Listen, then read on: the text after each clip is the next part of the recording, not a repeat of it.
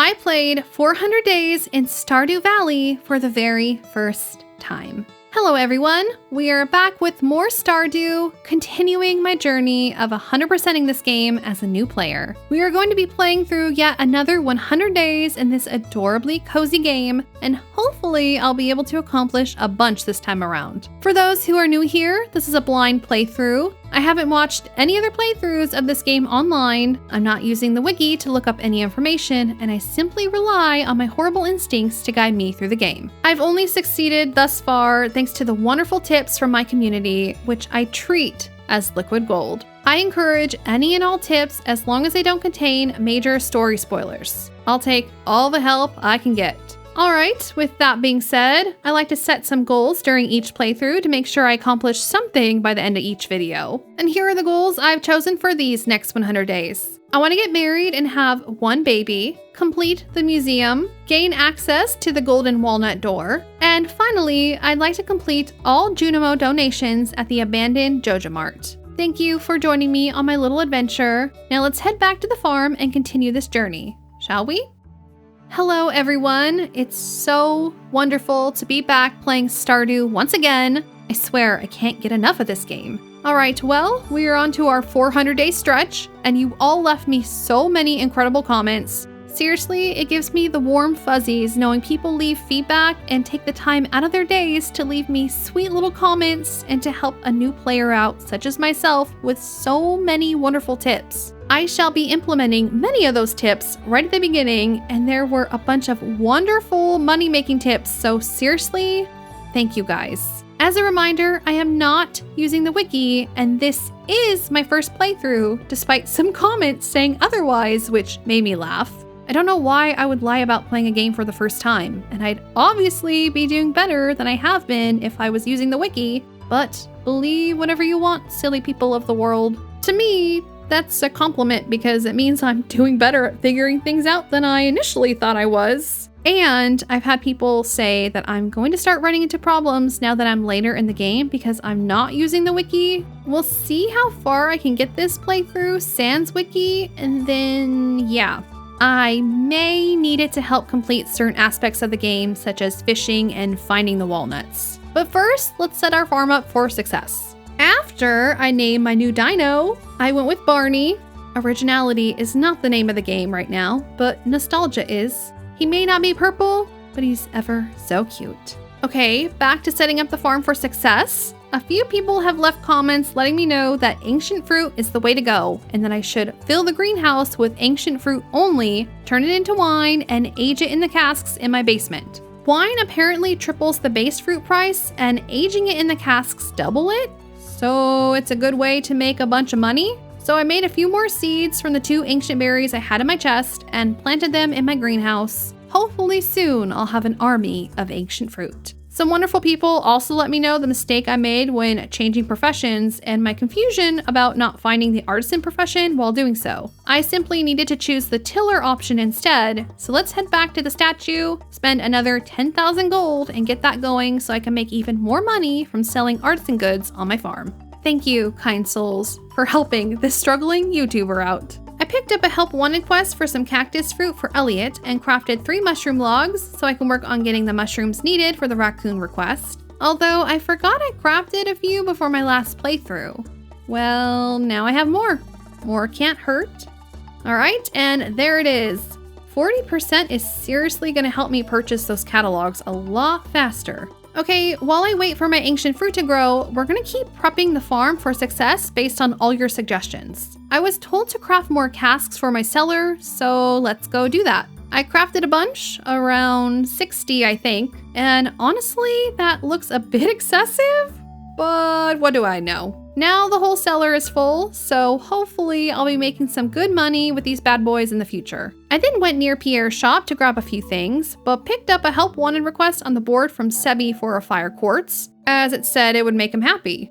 I want to make my boyfriend happy, even though he rarely returns the favor, so we'll do that today. From there I went to Pierre's store and bought 50 fairy seeds. Someone told me I can make money on Ginger Island with beehives and fairy roses. So just in case, I bought a bunch for the future. I also purchased 100 quality fertilizer to plant in the greenhouse when the ancient fruits start to bloom because I want them to ripen at the best quality possible, you know? All right, let's make Sebby's day. I went back to the farm, grabbed the fire quartz, and found him smoking near Linus. I'm gonna smack that habit out of him. When we're married, it's gotta go. Or that's a deal breaker, sir. Ugh, so gross. But he gave me a prize ticket. Another little quest has been completed.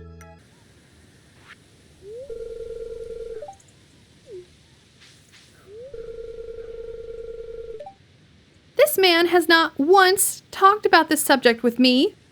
What's it to you, Sebastian? That's it? What am I supposed to take away from that statement? Do I need to rethink this potential marriage? Is he only in it for the money? Geez, what's a girl to think about after being told that? And then having her man just waltz away? He's definitely being house trained by me. And taking care of the children if I'm going to be the breadwinner here.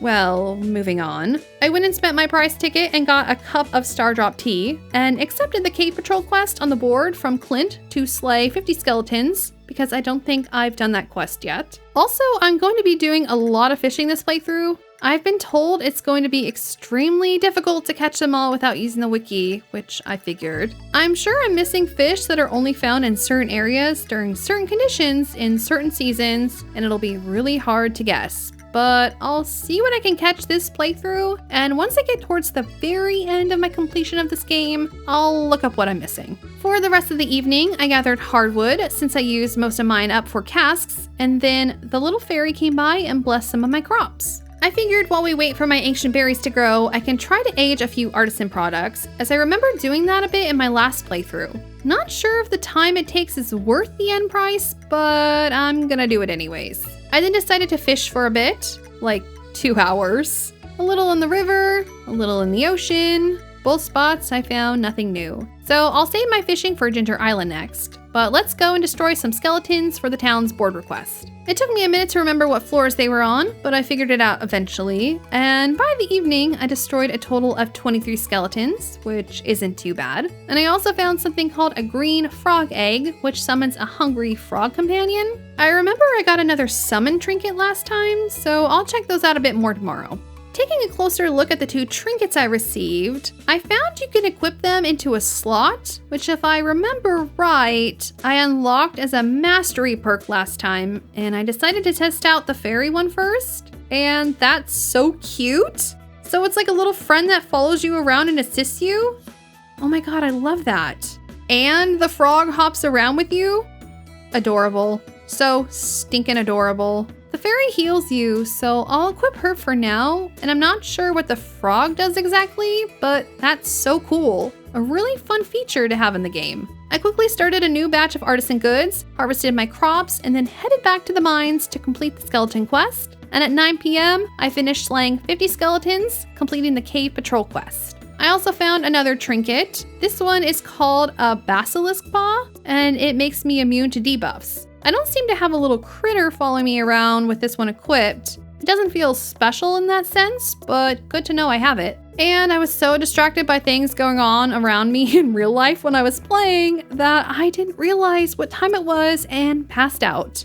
First one of the new playthrough. The next morning, I received a Geo Crusher crafting recipe from Clint after finishing his quest.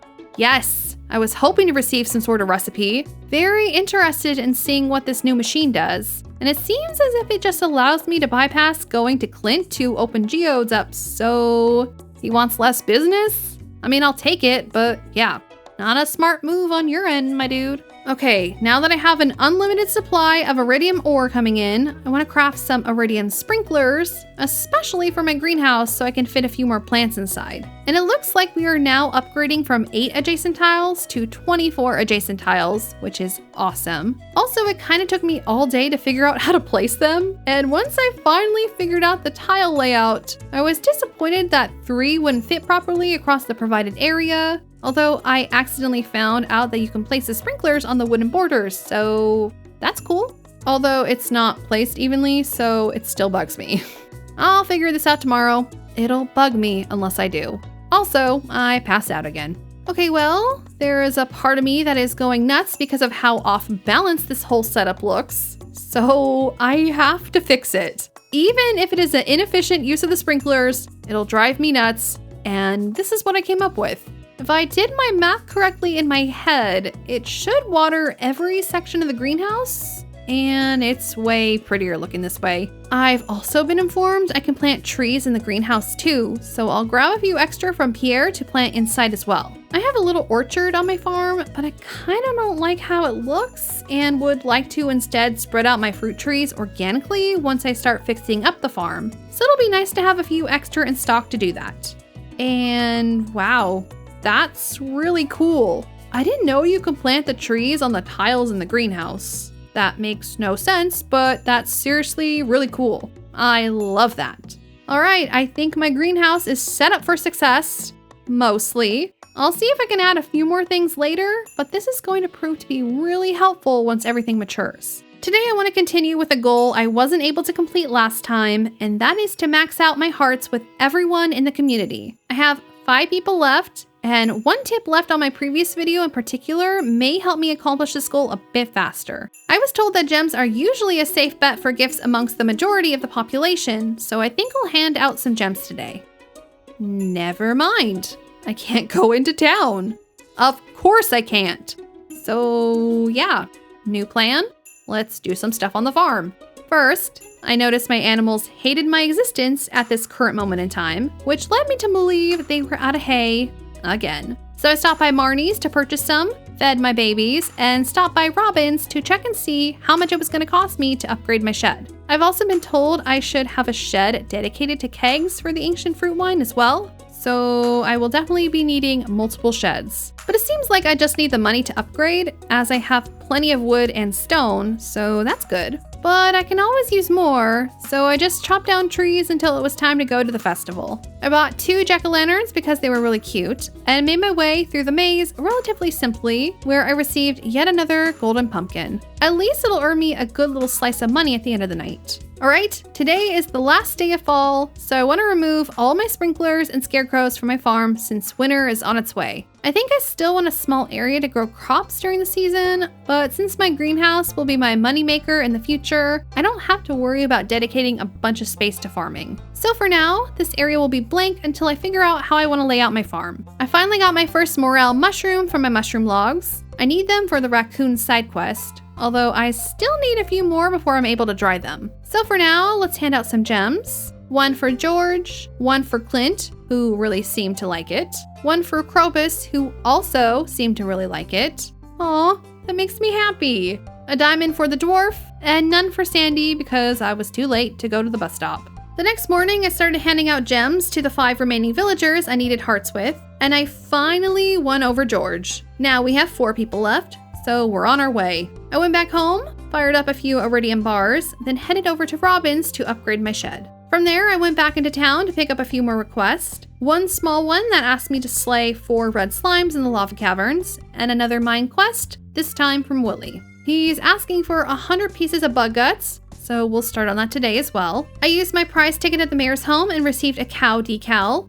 Interesting. And before heading to the mines, I quickly stopped by the library to read about the legendary fish again so I can try to catch the winter legend. I found out he could be spotted in the Cindersap forest where the river meets the ocean, so maybe I'll give that a shot tomorrow. First, I went to the lava caves to destroy 4 red slimes, and I finished that quest around 11:30 p.m. Took longer than I honestly wanted, but it's done. And it was too late to start the bug quest, so we'll do that tomorrow. Early next morning, I ran to the mines to get a head start on the bug quest, and around 11:30, I took a break to go to the desert to give Sandy her final gift of the week and trade for a few items at the desert trader. I grabbed the desert warp totem recipe and that really neat looking butterfly hutch. I remember wanting it from the last playthrough. It's so cute. I may have to get another one down the line. I then headed back to the mines to continue slaying bugs, and I managed to slay 21 of them before the end of the evening.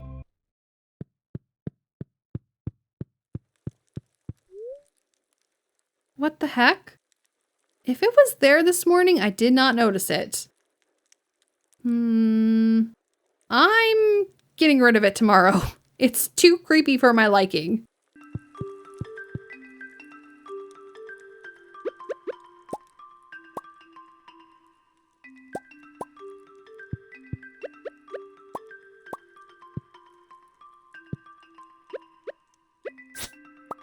Oh my god, how do I get rid of it?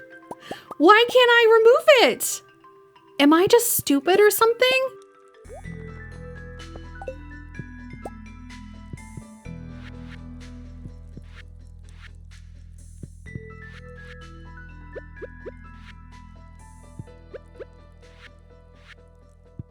Dude, now it's just spinning. Jesus, is it going to be here forever? I don't want it to be here forever. I'm probably just doing something wrong.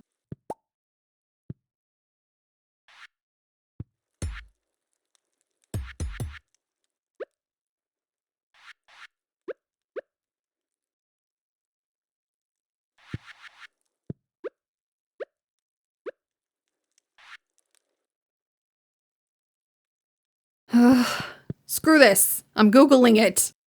Okay. Someone on Reddit said to spin it a bunch or bomb it. I'm gonna go with the latter because I don't really want to keep it.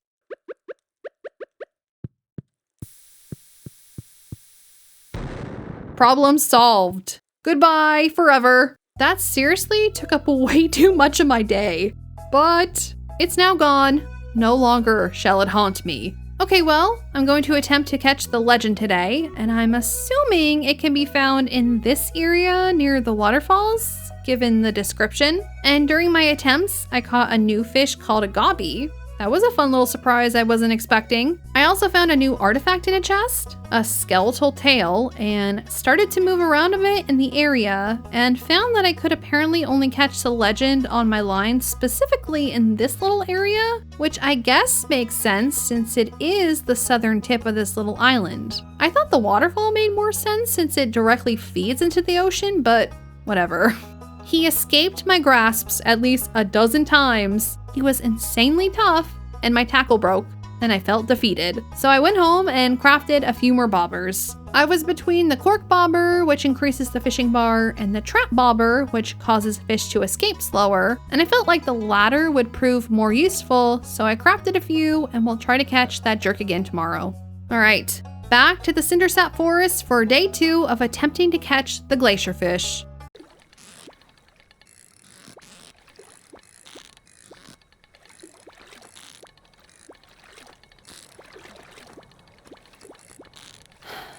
Come on.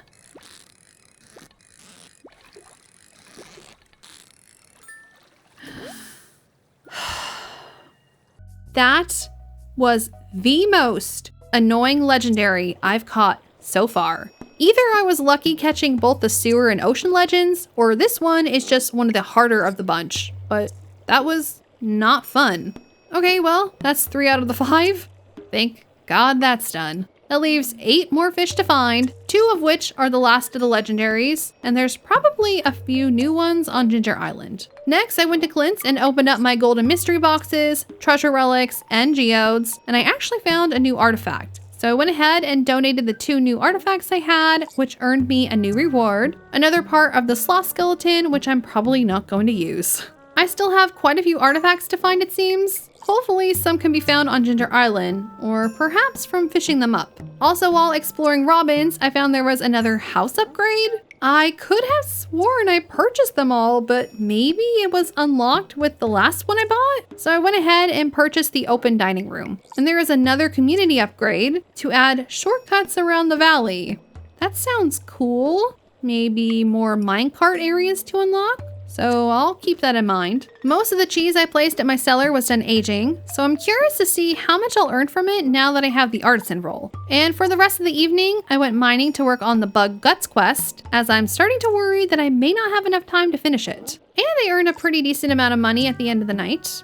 Not too shabby. While mining yesterday, I leveled up my mastery to level 4, so let's go choose a skill to master first before heading back to the mines. The last two remaining are the mining and fishing skills, and considering I still have fish to catch and probably artifacts to find while fishing, I chose that skill because it allows me to find golden fishing chests, a new type of bait, and an advanced fishing rod, all things that seem like they'd aid me pretty well as I continue forward to 100% the game. I mined the whole day and ended up with a total of 56 pieces of bug meat. Hopefully I can finish this up within the next 2 days. Today was an all-day mining day as well, and I ended up with a new total of 82 bug guts, so we should be able to complete this quest tomorrow.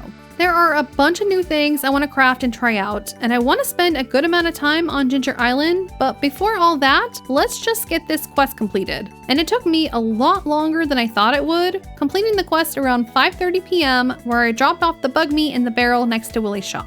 I really need to start making use of the monster musk and the ring combos. That took longer than necessary, I'm sure. Before heading to sleep, I started smelting some iron bars, as I'll need a bunch for a variety of crafting recipes. Today was the Festival of Ice, which ruined all my other plans of getting a new shed built and going to Ginger Island, so instead we'll do other things because I don't want to attend it this year. I went into town and checked out the requests board and was surprised to see there was a quest specific to Ginger Island asking for 100 pineapples. There is no way I can grow and harvest that many pineapples that quickly at this current moment, but now I know I can get quests specific to that area. I accepted Robin's request, but I don't know if I'll end up completing it. We'll see. I also figured, since I'm in town, I'd try to figure out some of those secret notes I was having difficulty with. Someone left me a comment saying that I needed to start by standing on the spot drawn on the note and walk in the direction of the arrows until I'm stopped by an obstacle. So this secret note has a big circle in it, and I need to start in the middle of the circle? At first I thought maybe the town fountain, but I can't stand in the middle of it. But then I remembered the circle in the town square. It's more like an oval shape as well, like the note depicts. No duh. Can't believe I didn't realize that. So I stood in the center and followed the arrows, and I think I did it right. It led me to a truck at the abandoned Joja Mart, and the driver was asking for a rabbit's foot. So I went back home, grabbed a rabbit's foot, handed it to the suspicious driver, and I got a special charm which increases my luck permanently. Wow, I could have used this so much sooner. Oh my god. But that's really cool. Thank you so much for the tip. It sounds so obvious now that someone told me what to do. I also have another secret note with the same instructions I never completed, so I'm gonna go do that now as well, and it starts in front of Sam's house. And what I received was a solid gold Lewis statue? You know, I think I would have been okay if I never figured that one out. I also decided to look behind the community center, as secret note number 14 describes, because I don't think I've ever found whatever it is, but alas, I still couldn't find anything. I'm probably just being a dum-dum again, but some help would be nice again, friends. Alright, I got a bunch of stuff to do and not enough time in the day to do it. First, I want to head to Robin's to get another shed going. And she's not there today. Of course she's not. Who would have predicted that? Okay, well, next stop, the dwarf to give him a gift, and then off to Marnie's to grab hay again. Once that was done, I figured I'd start going through all the fish I have and see what I can smoke in my fish smokers. A few people told me smoking fish is also a good way to earn money, and since the ancient fruits are taking forever, I need to find other methods. Apparently, it doubles its sell price and counts as both a fish and an artisan good, meaning it sells for more, I guess. And I grabbed a good amount of fish to start with and just started smoking them all. I only have 2 fish smokers, but it doesn't seem like it takes all that long for the fish to cook, so that's what I did for the rest of the evening. Smoke a ton of fish. I didn't get to finish smoking them all, but honestly that made me a decent amount of gold for the little amount of effort that took. I promise I will get to Ginger Island soon, and fish. Okay, I just have a few more orders of business to do first, because if I don't do it now, I will forget.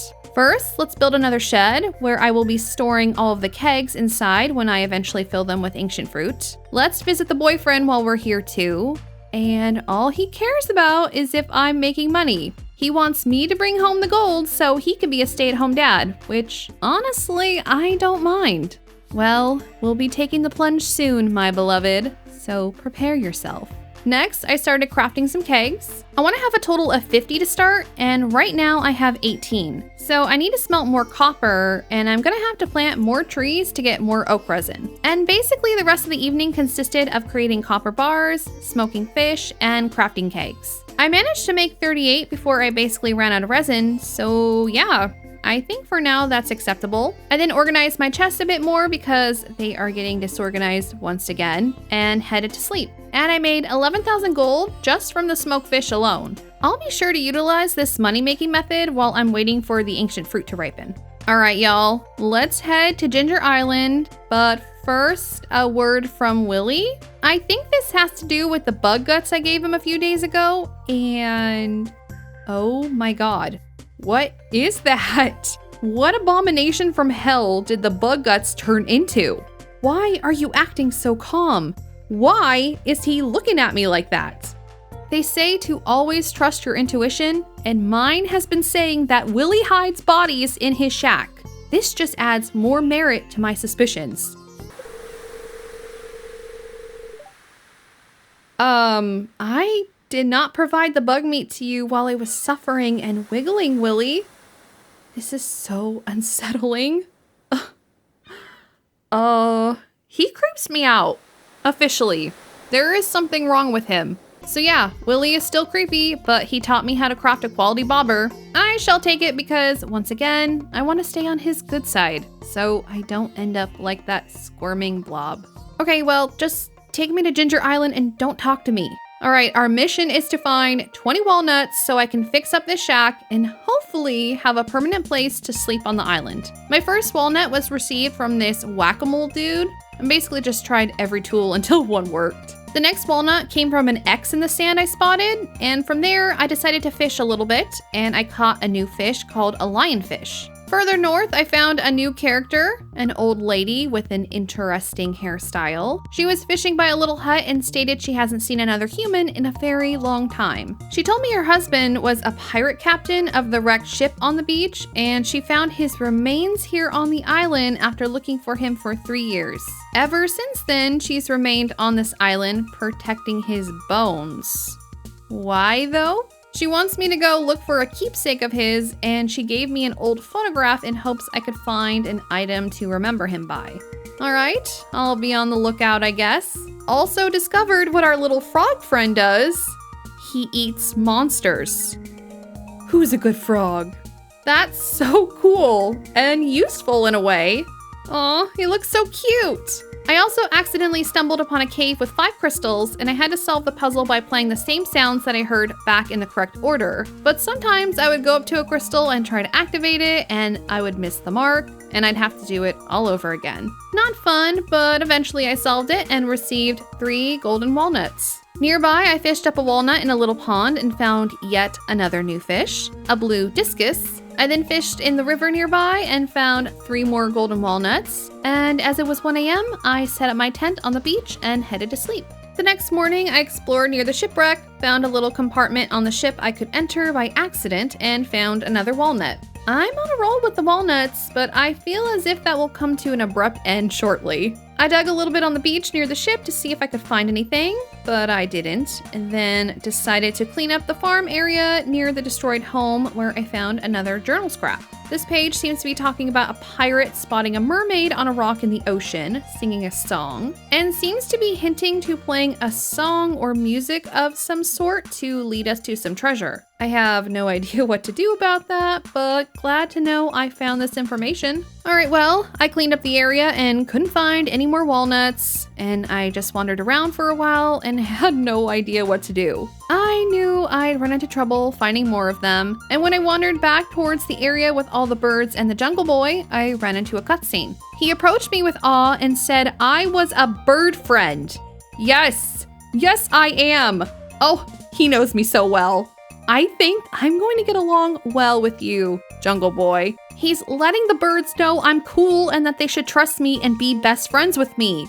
God, it's a dream come true. I asked him how he ended up here, and when the sad music plays, you know it's depression time. He got shipwrecked after a bad storm, and his parents were lost at sea. He washed up on shore but lost his parents. Aw, poor little guy. He's still in denial though, and seems to live in this delusion that he was born here with his bird friends so that he can hide his pain and not think about his sad past. Oh, that's really heartbreaking. I mean, I love that he's one of the birds basically, but still, that's so sad. I asked him how old he was and he had no concept of what that meant. But he said he's eaten 3,729 walnuts and that's how they tell age? So he's like 10 years old, if I did the math correctly. I then started to walk away from him. Rude. Why was I being a jerk just now? He's one of the birds. He then told me he remembered his name. It's Leo. Oh, I knew we vibed together. His name is my zodiac sign. He kind of looks like a lion too. Yay, we have a new human/bird friend and he's so adorable. We need to protect this sweet little guy. Okay, well, for now I'm returning to the valley because my inventory is full. I need to bring a chest with me or something because I have no more room for things. I quickly took care of the animals, checked if any ancient fruit ripened. It did not. And headed back to Ginger Island. And I can indeed place down some chests, which will prove to be useful while I explore the island. All right, let's go find some more walnuts. I need 2 more to hopefully repair the broken shack. I decided to fish near the ship in hopes I could find an item for the lady, but instead I caught my first golden treasure chest and a new sea critter, an octopus. I think that leaves 5 fish left to catch, 2 of which are legendaries. I found 1 golden walnut while fishing in the ocean, and after a few hours, I decided to fish somewhere else. But on my way there, I ran into Leo, and he said he was sad today and I should just go have fun. Aw, I want to hug him. But also, now that I can talk to him freely, that made me wonder if I would have a heart meter with him. And yep, well, guess I have another friend to max out my friendship with this playthrough. I made my way to Professor Snail's tent as I've yet to visit him since I saved him from an eternity of mushroom salads. Little Professor Snail asked me for some help to locate ancient bones, fossils, or mummified specimens and to bring them to him. Well, darn, I left all the ones I found back home in the valley. He's most likely gonna give me walnuts in exchange for them. Maybe I can dig a few up really quick. I also checked his board in the back, and it asked me to report the number of purple flowers on the island.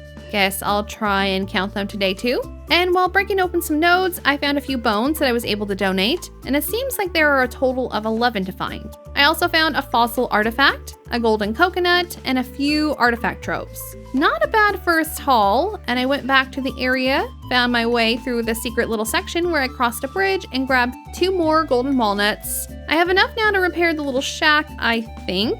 So we'll do that tomorrow since it's already pretty late. Bright and early the next morning, I gave the parrot the 20 walnuts, and now I have a really nice looking beach house. Dang, they really know how to fix up a place. Birds are the best, I swear. Cool, now I don't have to rely on tent kits when I want to stay overnight on the island. This is awesome. But now I have 2 homes and 2 farms to manage. My original place still looks awful, so hopefully I can keep up. I also found my way to another walnut, and what I've discovered is that it pays to hug the walls because sometimes you find secret passages that lead you to places you wouldn't normally be able to reach. And by doing just that, I was able to find yet another out-of-reach golden walnut. Very cool. All right, time to go explore the volcano caves, and we were really close to completing the final monster slayer goal last time. We had around 30 of those flame monsters left, so I want to try and complete that. And I had to disable our frog friend for the time being because he kept eating them. Usually I'd be cool with that, but I need to be the one to destroy them for it to count, I take it. I brought bombs with me as well to make things a bit easier and faster, hopefully finding more new items and even more walnuts. And I found 1, which isn't bad, 2 journal scraps, and unfortunately, I didn't make it out of there until 1:40 a.m., so I passed out. I was so close. One thing that I am excited about is the fact that it's raining. I've yet to fish on this island during the rain, and I'm sure there's at least 1 fish that could be found only in these conditions, so we'll give it a shot. First, I want to read the 2 journal scraps I found yesterday. The first one was a dig spot, which reminds me that I have another scrap with a dig spot I need to examine again. The second journal scrap was a diary entry, letting me know that I can combine 2 rings into 1. and I'll need to look into that as well. Also, looks like I found all the journal scraps on the island. This section is complete once again. I found the first secret spot where I discovered a golden walnut and a quality bobber. I found another walnut from breaking a mussel node on the beach and located the second secret location from the journal scraps where I found a pearl and of course another golden walnut. I spent a good amount of time jumping back and forth, fishing in the ocean, river, and pond near my new little beach shack. And while catching another octopus, I reeled in a golden treasure chest that contained fairy dust, which will instantly give me the item inside kegs and other refining equipment. Could be useful. I also received a shrimp cocktail and a new artifact for the museum. So some pretty good finds. And I basically spent all day fishing, hoping to find something new since it's raining, so I figured a weather-exclusive fish could perhaps be caught, but unfortunately, I wasn't able to find anything new. I did, however, donate a fossilized bat to Professor Snail, and in return, I got, can you guess? A golden walnut. I also found a walnut and an ostrich egg where the last external scrap told me to go. Can I incubate the ostrich egg? That would be pretty sweet. I didn't think there were any other animals I could have gone on my farm, but I won't say no to more friends. Before heading to sleep, I gave the parrot next to my new beach home 5 walnuts, and he built me a mailbox. I can't imagine I'd be getting much mail in a place like this, but it seems like I just received my mail from the valley here as well. I checked to see how many walnuts I've collected at the blue door, and it's a little more than half, so I'm making decent progress. I also found I could shimmy near the wall and found another little walnut tucked away by the rocks. And then I started to panic because I got stuck in the bushes. Maybe in a place I shouldn't be? I couldn't see what I was doing at all. Well, I'm gonna leave that for now. Directly below that area, I found yet another new open cave with a frog inside, and he asked me to grow a sweet, pink, and juicy crop. A melon or a strawberry, perhaps? It has to be something that can grow in the summer on this island since he says he wants to see it and not pick it. Another thing I'll need to figure out. Okay, well, for now, I think I'm gonna go back home. There are some things I have at home that I need to bring back to the island. And when I arrived, the night market was in full swing, so I decided to buy the Lupini painting since it was only 1,200 gold. And when I got home, I was elated to see that a good chunk of my ancient fruits were ready to harvest, and I immediately brought them over to the seed maker so I can plant even more ancient fruit. I didn't realize it at the beginning, but growing these fruits is going to be a long, tedious process, isn't it? Well, I was able to get 19 seeds from this batch, so I planted them immediately and then headed to sleep. All right, we have a few orders of business to attend to before we head back to Ginger Island. First, I had a few geodes and mystery boxes to open up. A few I left on Ginger Island too, but, well. I just want to open them up since I had them. I then gave Clint one of the gems as a gift, but he didn't like it? Dang it, Clint! I then stopped by the museum and donated an artifact I had in my inventory and stopped by the dwarf and gave him one of the gems I discovered, and he also didn't like it? Maybe I should just stick to jade and diamonds. Everyone seems to be picky lately. From there, I went to the Calico Desert to say hi to Sandy, and I gave her the Star Drop tea I received from a prize ticket. I didn't want to risk upsetting 3 people in one day. While there, I went around exploring everything I could once again, as someone left me a tip to continue checking the desert for clues for the final quest from Mr. Key. And while I was near the large skeleton, a dialogue box appeared after I was spamming my controller buttons. Maybe this is what I've been looking for. It says its maw gapes at the desert sun, and in death it yearns for a taste. The quest said to give the sand dragon his final meal. I'm guessing this must be the sand dragon then? I honestly don't know what else it could be. The clue says it wants to taste the sun. I'm still at a loss. Don't really know what to do from here. I'll have to think about it for a bit. Maybe it needs an item I don't quite have yet.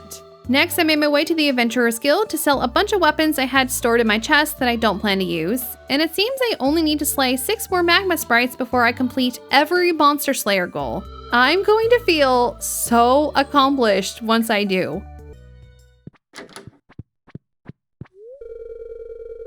Why is he always talking about me working? You have nothing else to say? Do you not want to hang out with me? Well, I am a bit busy, but I'll stay. and then he leaves me. The honeymoon phase truly didn't last long. Next, I had Robin upgrade the second shed she built me to a big shed, so when the time comes, it'll be ready for me to fill with kegs. I stopped by to give Krobus a gift, spent my prize ticket and received 8 Omni Geodes, and bought a few items at the night market. I then went home, grabbed a bunch of items I needed to take with me to the island tomorrow, and tried to place the ostrich egg in an incubator in my coop, but it wouldn't take. I think the upgraded barns have one too? I think? And I guess that makes sense since ostriches are huge, but so are the dinosaurs, so why do they live in a coop?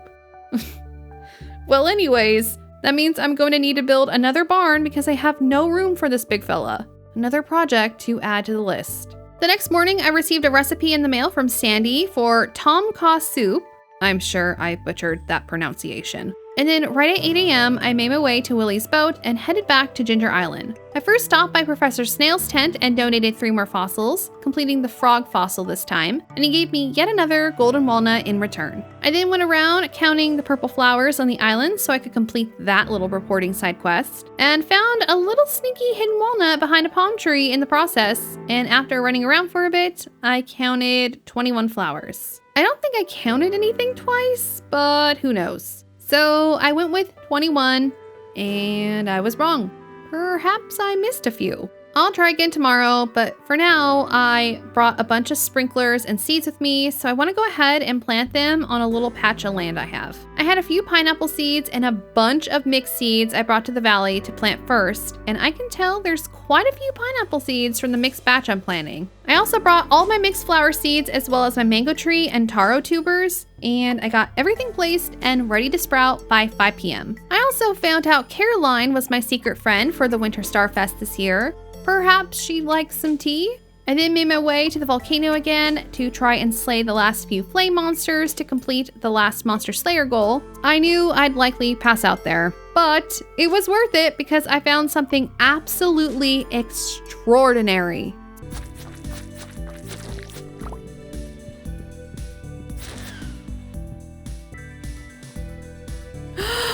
What?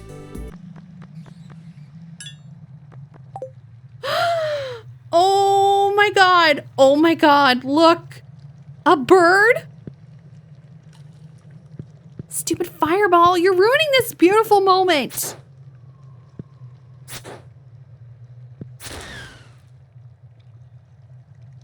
I'm so happy. So yeah, I'm pretty sure this is my trinket of choice forever throughout this entire playthrough. This is amazing, wonderful, glorious. Every beautiful adjective you can think of describes this situation. And he finds me money? Everybody sleeps on birds, but they are so intelligent and loving and fluffy and adorable. And they can talk, you know. And I didn't finish my monster slayer goal, but at least I passed out with my bird friend beside me. All right, let's head back to the volcano. And after the first monster was defeated, I finally completed the last monster slayer goal. It feels good.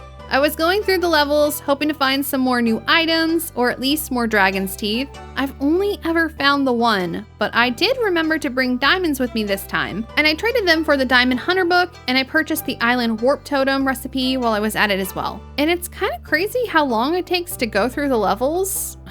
I passed out once again and found no dragon teeth.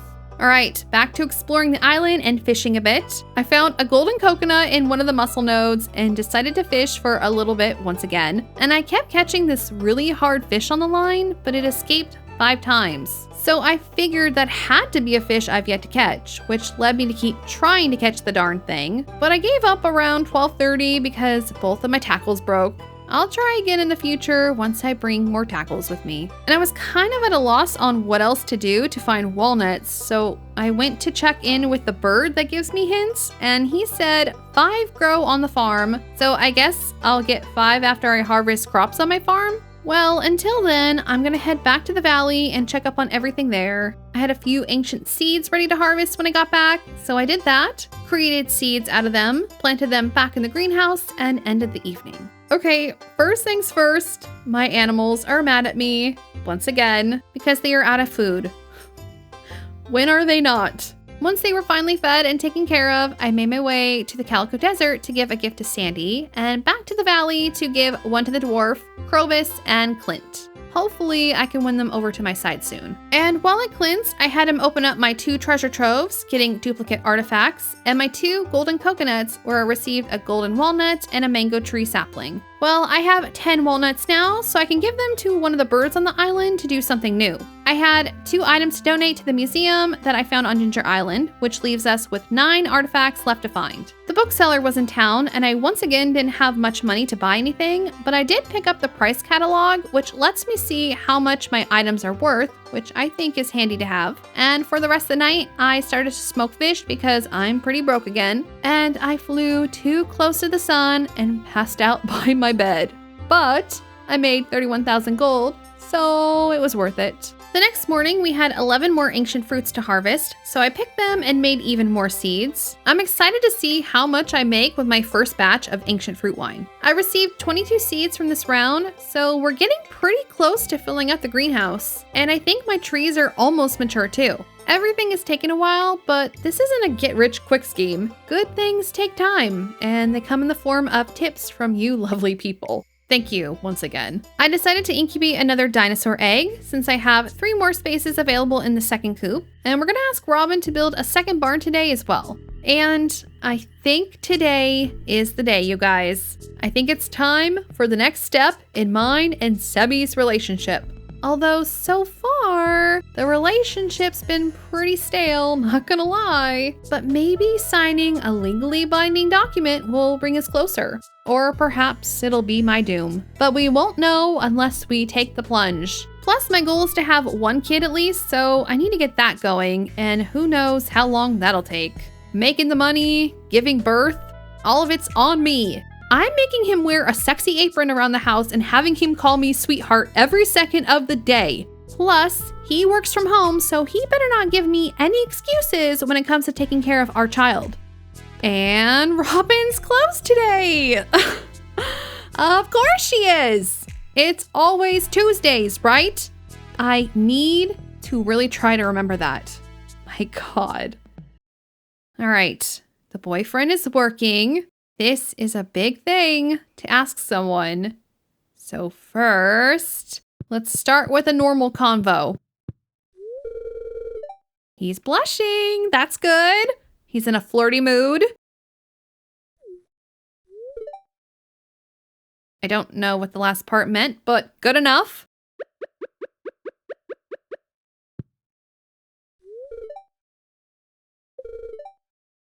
A little too enthusiastic there, but he accepted. All right, he leveled up to fiancé. The bird sitting on top of my head completely enhances this moment. 3 days is pretty fast, but if he's taking care of everything, then that sounds good to me. I hope it's a beach wedding. And now we can finally get more fluffy dialogue. Yeah? Also, someone told me that you can make a wedding dress, and I'm going to look that up because I am not getting married in a beanie and boots. The clothing combos, I don't mind looking up because it's not really spoilery in my opinion. And it seems like I can only make 2 of the 3 pieces because I'm missing an item, and I don't want to look up what or where to find that item, but I can just customize a top to be white. That's fine by me. So I made the veil and the skirt, tried on a few different shirts, and I think once I color everything white, it'll be acceptable. Early the next morning, I made my way to the Wizard's Tower to change my hairstyle. Pigtails are cute, but not wedding cute. I need something a bit more sophisticated and mature, and I just ended up defaulting to my original hairstyle with the hair over the shoulder. It's cute, even if it kind of makes it look like I'm sticking my tongue out. Next, I need to change the color of my outfit, and while I wait for Emily's house to be accessible, I'll go ahead and give cute little Krobus a gift. He's so squishy. But when I entered her house, a heart event commenced. First one of this playthrough. I thought I would never see one again. Alright, I entered into some sort of ritual with crystals, like a yoga type of deal where everyone was focusing on their breathing and chakras. Makes me think I haven't been in Emily's house since I dropped off those crystals from the request. Is this what that is from? Maybe this isn't a heart event after all. And I found it funny how Haley just ended up falling asleep. I guess it worked though. She was seriously relaxed. Okay, I went ahead and dyed my clothing to white, and I think that looks acceptable. I mean, I would have preferred to have the cuter white top, but you know, I'm working with what I have here. All right, Tiki and I are ready to be wed. He's my best man, and he better be with me when I walk down that aisle. I then stopped by and gave Clint some jade, finally winning him over to the 10 Heart Club. All that's left is Krobus, Sandy, the dwarf, and our new friend Leo. Next, let's build a new barn so we can hatch that ostrich egg. If we can even hatch it, that is. I then went home, started up my daily batch of artisan goods, and checked my bat cave where I had way too much fruit. I haven't checked on it in quite some time, so I figured I'd start making some jam and wine with it all since I'm not using my ancient fruit anytime soon. Today is the festival of the Winter Star, and I remembered to brew some tea last night for my Secret Santa, Caroline, and thankfully it finished, so we'll be gifting her that. It's not like it was a last-minute gift and I almost completely forgot about the festival. Nope, not at all. Also, my farm is still an absolute mess. I should have thought this through. I'm not ready for another living, breathing soul to move into my territory. The house is pathetic looking, the farm is still not put together. Ugh, there's just too much to do and not enough money. And yes, don't judge me. I realize I'm attending a Christmas party in my wedding outfit. What can I say? I'm excited to walk down the aisle. I bought a few decor pieces from the shop and then started the little event where I gave Caroline her tea. And honestly, I can't tell if she liked it or not. It was hard to tell, but she's the tea lady. She should like it, yeah?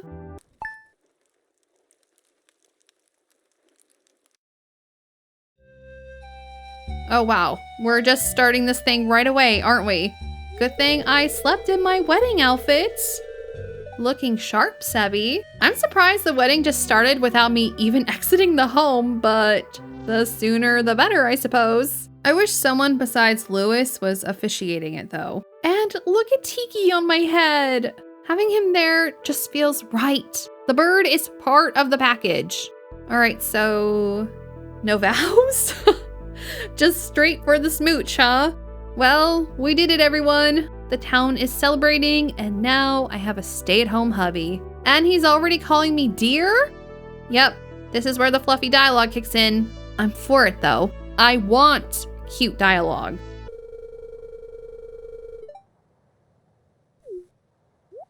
Oh, we can kiss whenever? That's cute. What is this? He moved his room here?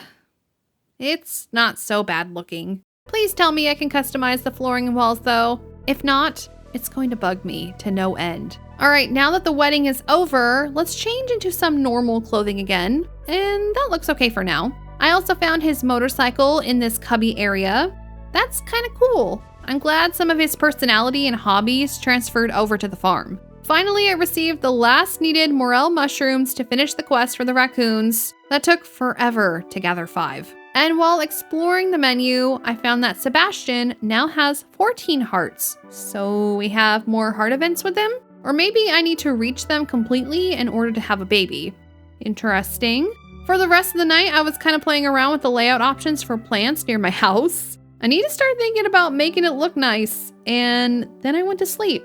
First time sleeping in a bed occupied by my hubby. A strange but warm sight to see. And of course, Tiki joined too. He doesn't go anywhere without me. The next morning, Sebby was in the kitchen and offered me some coffee. Thanks, hubby. You're getting used to this new position of yours, yeah? I joke. It's adorable. It's nice to have another NPC living alongside me. Well, once again, I spent the whole day trying to do something cute on my farm, and I hated the final layout. I may have to change it around a bit, but I'm trying to do a cute flower garden in front of my house. I don't know if I'll keep it, but I'll try something new. The next morning, my husband gave me a beer at 6 a.m. Sebby, I just woke up, but I can't be mad at that smile. My dried morel mushrooms completed this morning, so let's go drop them off to the raccoons. This little side quest has taken forever. As a reward, I received a raccoon hat. It's cute when animals give you hats. I'll accept this raccoon hat lovingly. All right, I'm assuming we'll have at least one more request after this. I'm looking forward to it, cuties. Wait, what the heck? I accidentally put it on my horse? I can do that? I'm keeping it on him. My horse looks like Davy Crockett. I had a few more pieces of ancient fruit ready to harvest, and my fruit trees have completely bloomed. It looks so cool in here, and so colorful. Oh my god, I love it so much. You guys seriously leave the best tips. I'm so freaking happy. All right, we made 11 seeds this time around. We're getting there, you guys. Okay, today is the first day of spring, and I want to get some flowers planted in this little area I built to test it out and see if I like it or not. Although I just now realized I left my axe and scythe on Ginger Island, so I'll have to stop by there today. I made my way to Pierre's and purchased a good amount of flower seeds, and then started to make my way to the beach, but was stopped by a little cutscene with Vincent and Jess. There was a little dancing spring onion in the ground, and they were enthralled by it. And Vincent said I was nice for a stupid adult and wanted to show me a secret. He told me that basically this crop is always infested with bugs. Gross, but good to know. I don't know, the cutscene was kind of wholesome and adorable, and I learned how to clean them without harming any of the bugs. And now they're worth 5 times the gold? What did I do to trigger this cutscene? But hey, I'll take it. All right, off to Ginger Island to retrieve my tools and do some other stuff. And I'm very happy to see that all of my crops and flowers were ready to harvest. But before I do that, I need to talk to that frog dude because he asked for some fruit, but not to harvest it. Maybe it's one of the ones I have here? I remember he said it was pink, and some of those mixed seeds seem to have grown some melons, so let's check. And it seems it is the correct fruit. It's just not ripe yet. Ah, got it.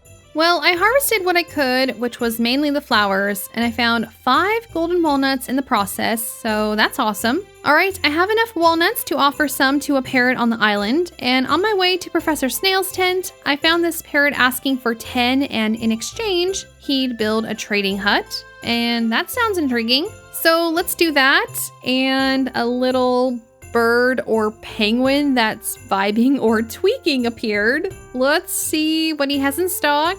And there are a few things I'm interested in for sure. Seems like the banana sapling is going to be difficult to grab, considering I've yet to find another dragon tooth. I went to Professor Snail's hut and guessed the purple flowers again. I just chose the next number up and I was right. So I was just off by 1. That was pretty close though. And now I have 6 golden walnuts. Before I leave, I had someone leave another tip that I should plant fairy rose flowers on Ginger Island and surround them with beehives to make money as well. I don't know what I'm doing or if I'm even doing this right, but this will be an experiment, I suppose. I then made my way back to the farm and worked on my little flower garden for most of the night, but I'll need to go back to Pierre's shop tomorrow to grab more fertilizer, but I'm excited to see what it looks like when it's completely grown. Perhaps it would be beneficial to replace the statues with beehives as well. Early next morning, I gave Sebi some sashimi so we can increase our heart count even further and continue falling more in love, I think.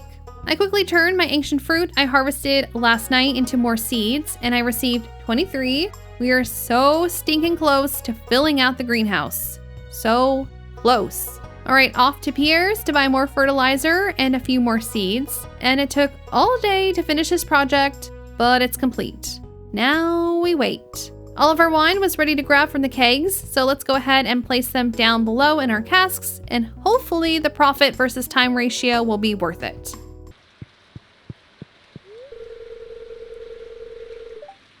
Oh my god, it hasn't even been a week and it's already happening. Nuh-uh, I did not marry a freeloader. I knew this would happen. Jeez, I gotta put this man to work. Or get him a skimpy maid's uniform and let him tidy the house up all day at least. All right, first off, let's go upgrade our second barn at our mother-in-law's. Robin is my mother-in-law. God, I love that. But on the flip side of that coin, Demetrius is my father-in-law. Let's stay on his good side. Maru is pretty chill though, besides the electrocution incident. Next, let's hand out some gifts. One for Mr. Dwarf, and he loves jade, so that's fantastic. 1 piece of jade for Sandy, and while I was here, I traded a bunch of my Omni Geodes for the artifact troves from the Desert Trader, because last time I opened up a few, they all contained only artifacts, and I'm missing a bunch, so I'm hoping maybe I'll get a few new ones. So let's go ahead and open them up at Clint's, and I actually found 3 new artifacts, so this seems like a wonderful method to look for artifacts I'm having trouble finding. I also found a book called The Treasure Appraisal Guide, which will fetch me better prices when I sell artifacts. And when I went to open the last few up, I found yet another artifact. This was the one I believe I needed for the wedding dress top. Of course, I find it after the wedding, but whatever. You only wear your wedding dress once, right? As a reward for my last donation, I got a cool looking treat called Magic Rock Candy, and it comes with a lot of buffs. Oh my gosh. The rest of the evening I spent going through chests, selling artifacts I don't need, creating artisan goods, and testing out some wallpaper and flooring in my sheds to start sprucing up my space a bit. I've been in the mood to decorate. The next morning, I decided to keep decorating my sheds, finding a combo I'd ultimately like, and I think this flooring wallpaper combo is pretty cute for now. Knowing me, I'll change my mind eventually. Okay, let's go into town, and since it's been a while, I visited the abandoned Joja Mart to see what I need to finish off this playthrough. And I think it's doable. I don't know where to find a void salmon or caviar, but since I joked that the void chickens came from the volcano since it looks like hell, maybe I can fish up a void salmon in the volcano? And because Clint was gone by the time I made my way to his shop and it irritated me, I decided to just go to Ginger Island and attempt to fish that demon fish up from the pits of hell. And when I made my way back to the island farm, it seemed like everything was ripe and ready to harvest, so I went to the toad for prior approval first, and yep.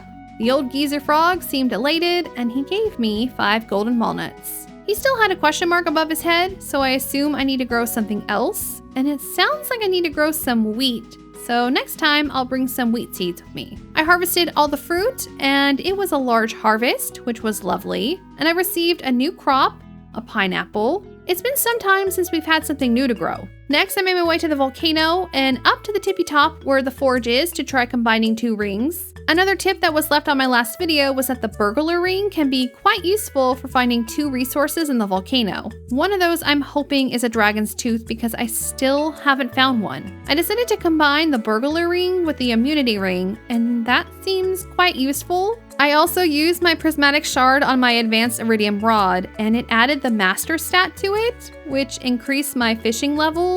Wonder if that's worth it at this point. And from there, I started to fish in the volcano, but all I was finding was trash and lava eels, so maybe I'm wrong. Before heading to bed, I broke a few more of the fossil nodes and found a new skull artifact and another golden coconut. The next morning, I woke up and received 3 jars of wild honey, even though my flowers have yet to bloom, and decided to try fishing again since it's raining. Maybe I'll catch a new fish, and I remembered to bring some better tackles with me this time around, as there was a fish I was having trouble catching last time I was here. I started fishing near the shipwreck, as I know I also had to find a memento of that lady's late husband, so I was hoping I could reel in a treasure chest or something of that sort. And my first treasure chest contained 2 new books.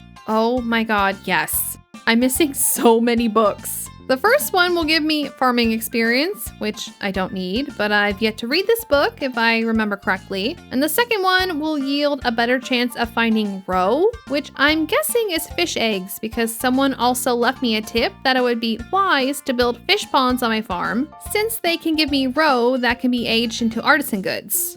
Ah, okay. They also said to try and catch the spring legendary fish as their eggs sell for more when aged at 7,000 each.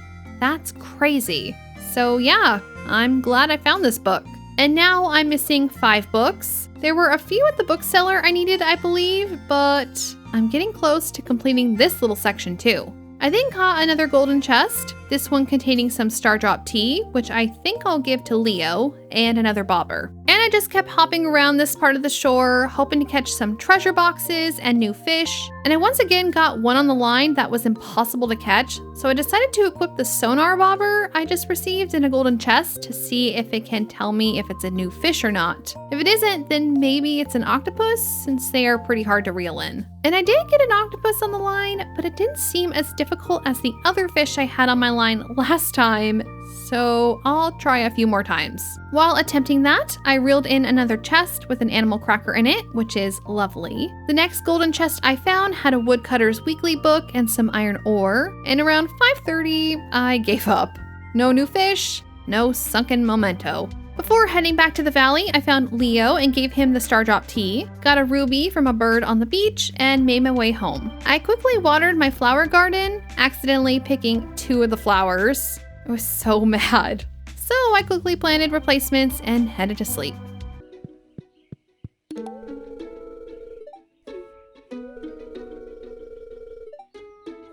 You know, this marriage isn't exactly going the way I was hoping it would. Geez, it hasn't even been a month. Where did the romance go? If it was even there to begin with. Yeah, not caring much for the marriage aspects of this game, honestly. Or dating in this game. Where's the sweet dialogue?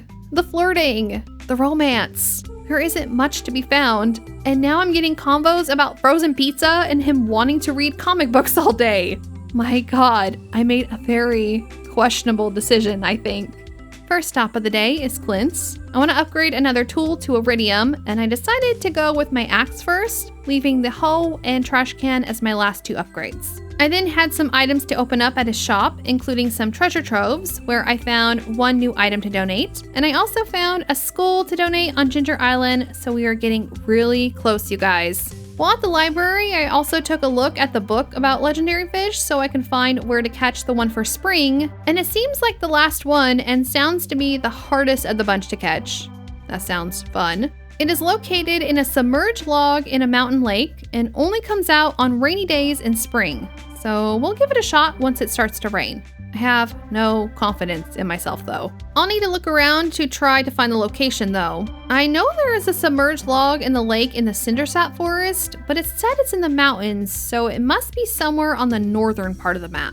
So I went up towards Robin's house, and I'm assuming this must be the spot. It's in the mountains, so I'll try here next time. I don't see any other submerged logs. Also, I completely forgot to grab my final reward from Gil for defeating all those magma sprites, and he gave me Marlin's phone number, which is an item recovery service. Neat. What does it do? If I pass out or lose an item, it'll help me somehow, I assume. And I guess that's that. No fireworks, no praise for all my hard work. I was expecting more, but I'll be humble about it. I had a few more ancient fruit ready to harvest, and I grabbed all the fruit from my fruit trees to make into jams and wine in the meantime. We're nearly there, just a few more seeds left.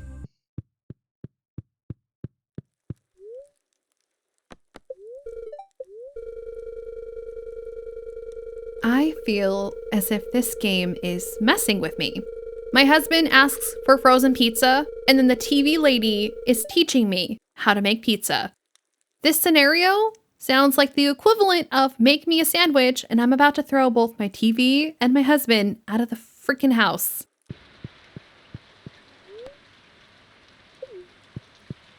You better not talk to me about making you food.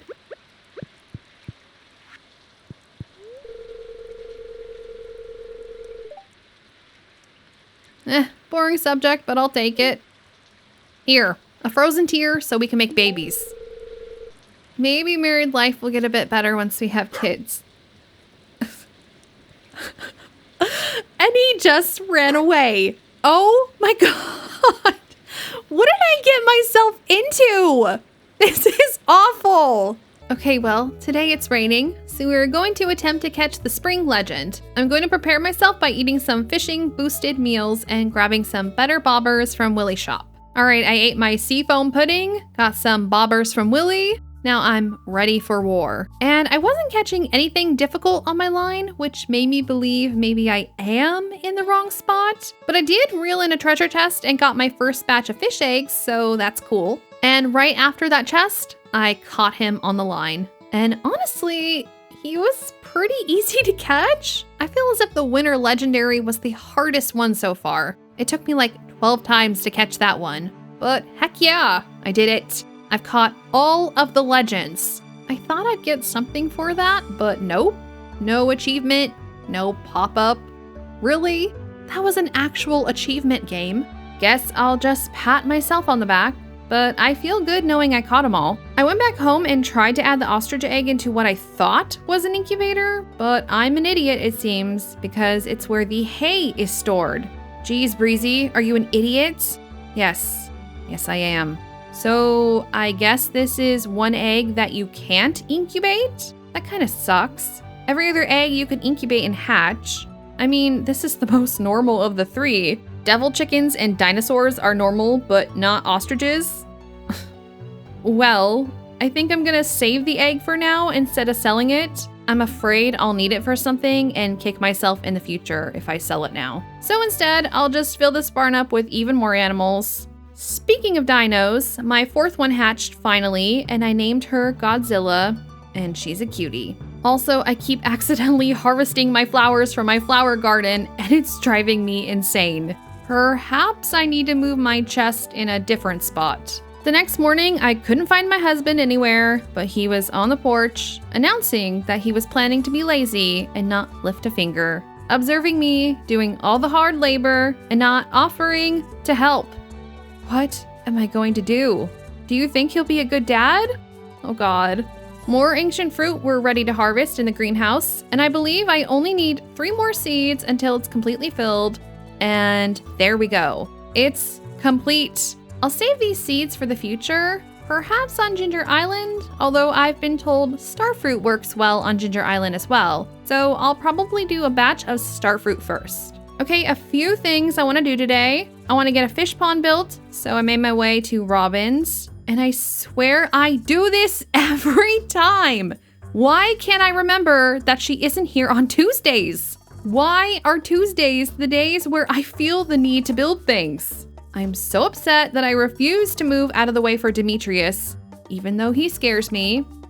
Okay. Moving on to item number 2 for the day. Let's donate the 5 golden ancient fruit to the Junimos, and now we only need 2 more items. I have a bunch of wine aging in my cellar, and as for the last item, I think I can make caviar by aging the roe I received from the chest the other day. I still don't know where to find the void salmon. I picked up my Iridium Axe from Clint and checked in on my raccoon friends. This time they want potato juice and pickled wild horseradish. So much easier than the last request. So I'll start that today. And there's a new baby poking his head out of the stump. Oh, it's so cute. I then went home and felt like cooking. I took a look at the dishes I've yet to cook, gathered whatever ingredients I could, and I ended up cooking 5 dishes, including the dish that I think the giant tanuki in the forest requested. I am missing a sunfish, which I have caught before and can be caught during this season, so I'll try to wrangle up one this week. But I'm doing pretty good so far when it comes to cooking everything, and I have 5 more recipes left to find. The next morning, I gave Sebi another frozen tear, and the fool gave me a star drop. I didn't know your partner gave you one. I kind of forgot about them, honestly. Maybe this is the last one? Also, I love that it says my mind is filled with thoughts of Tiki when my little friend Tiki is perched right on top of my head. I knew that was the correct thing to list as my favorite thing. Well, thanks, Sebi. Glad to see that you do truly care, even if your words and actions don't always show it. And then right after giving me that symbol of love, he asks for a frozen pizza again.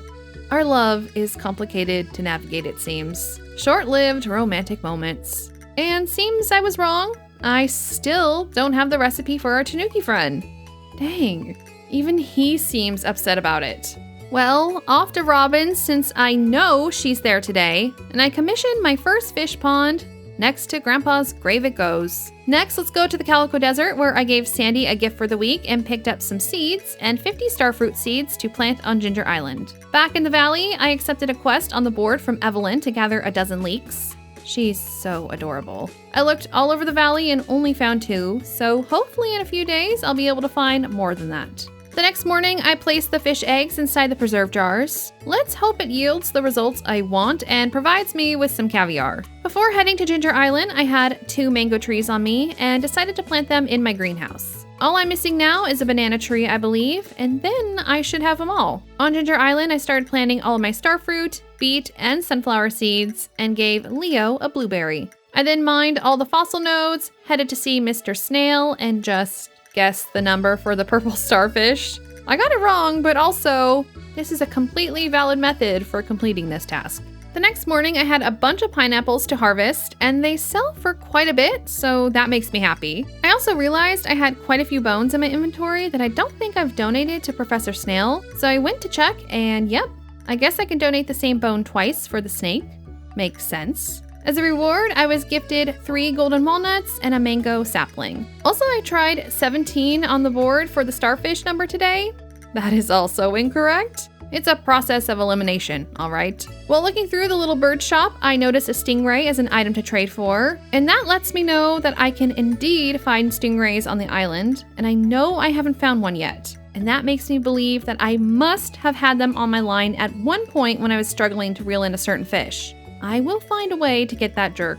I did trade for 2 recipes while I was at it though, a banana pudding recipe and a deluxe retaining soil recipe. The price for the banana trees is still going to kill me. I did a bit more exploring and came across this parrot that wanted 10 walnuts for something called the Parrot Express. Sounds intriguing. So I tossed him some walnuts and it unlocked a fast travel of sorts. Could be useful. The rest of the evening, I dug up basically the whole left side of the beach, and call me crazy, but it actually worked because I found another golden walnut. I figured since I found quite a few in the sand, there might be a few more hiding, and I was right. So I'm probably gonna do that again tomorrow.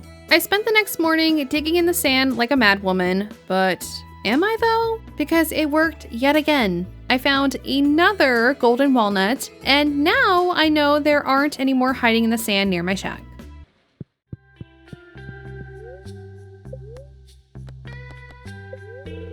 $15 is also not right. Noted. I could just count the number of starfish, but nah. I found another bird in the jungle and it pooped out an emerald. That's 3 gems I've received so far from these giant birds. A ruby, an emerald, and an aquamarine if I remember correctly. It was blue, I remember that much. I'm saying it out loud in case I need to remember because there's puzzles and stuff all over this island, so it's not so far-fetched to say this information may be important down the line.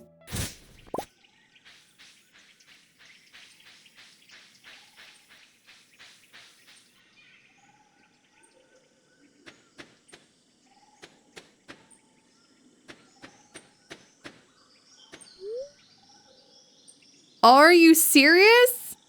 I swear to God, I did not know this was a thing. I was just looking for secret passages like the ones I found near the volcano by hugging the walls because I didn't do that yet in the jungle. And I write my scripts as I play because it's easier that way for me instead of reviewing the footage later. I talk out loud and write my thoughts down on my second laptop. And I just wrote down that the pooping gem birds may be important, and they freaking are. And then I find this right away. My senses are heightened today. That was such weird timing. What are the freaking odds? But I found 3 birds so far, the emerald, the ruby from the other day, and the blue stone from a while back.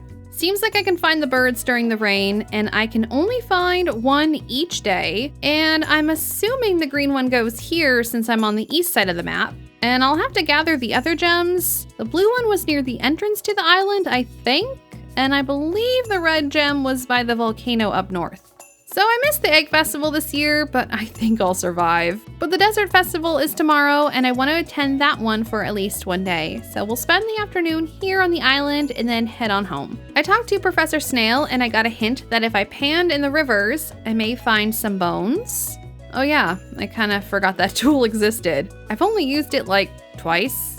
Reminder, bring my pan next time. 14 was also not the lucky number we're looking for, people. We have eliminated 4 of the possible answers so far. We're getting there. Oh my God, I brought it with me? When? When did I do that? I seriously can't remember. Damn, my intuition is strong this playthrough. Okay, I must have had it on me the day I wanted to upgrade my tools, but Clint wasn't available, so I stored it here on the island? The time where I left my axe and hoe here? Huh. Well, I'll take that and the warp totem because we're going to head to the volcano caves the rest of the day and then warp back home when I'm done. And I spent the entire day in the volcano cavern and once again had absolutely no luck finding a dragon's tooth. This is proving to be more annoying than finding the dinosaurs. All right, a few orders of business before we head to the desert. First, All of my wine was done, so I collected them from my kegs and decided to just sell them. I still have a bunch aging in my cellar, and I don't want to fill them all up with random wine because I want to start using them for ancient fruit wine soon. Next, I started up some Meridian bars because I want to upgrade my hoe, and I noticed the roe I aged did not turn into caviar, which is a bummer. Now I'm confused on how I'll be able to find that item. I then quickly dropped off the requested items for the raccoon family, and he gave me some fairy dust. And it looks like we'll have to wait for them to have another baby before we receive yet another request. I also quickly scanned the area for any wild leeks, but didn't find any. All right, off to the desert festival, and y'all know what we have to do first. That's right, visit our girl Emily. Her fashion choices intrigue me. All right. Drum roll, please. Oh my God. She turned me into a 6-year-old circus kid. This is by far the most interesting and colorful look yet. Now, compared to everything else she's given me, it's not so bad. It's colorful and fun, so it's acceptable, I think. Given that this is a festival, but still not my style, girl. I'll keep it on for the rest of the day, though, to make her happy. Although I don't think Tiki will appreciate perching on top of a spinner hat. Speaking of children, why is Vincent running a stall? Isn't that like against child labor laws?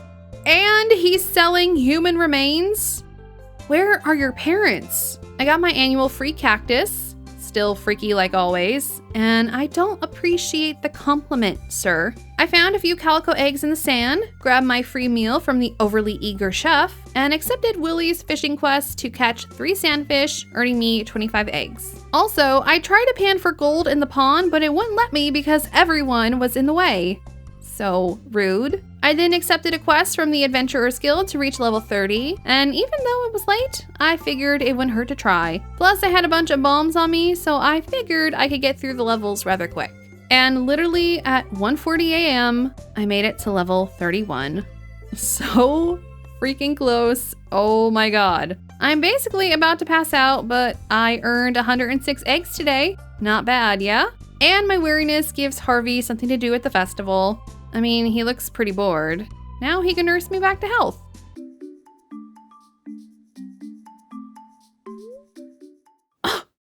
Seriously, Sebastian? Of all the days, you ask this of me now while I'm passed out from exhaustion, looking like a child dressed in carnival wear?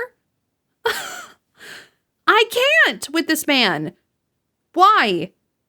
It wasn't supposed to be like this. Where's my small town valley romance? Where is it? I said yes anyways. What? I have goals to meet, and it'll give this man something to do with all that free time. I was hoping for like some happy, you're pregnant, I'm gonna be a dad, I love you type of dialogue, but no, I can't even have that. This outfit seriously expresses just how much of a clown I feel right now. And it's called the Jester shirt? Oh my God, I need to change now. Well, bye.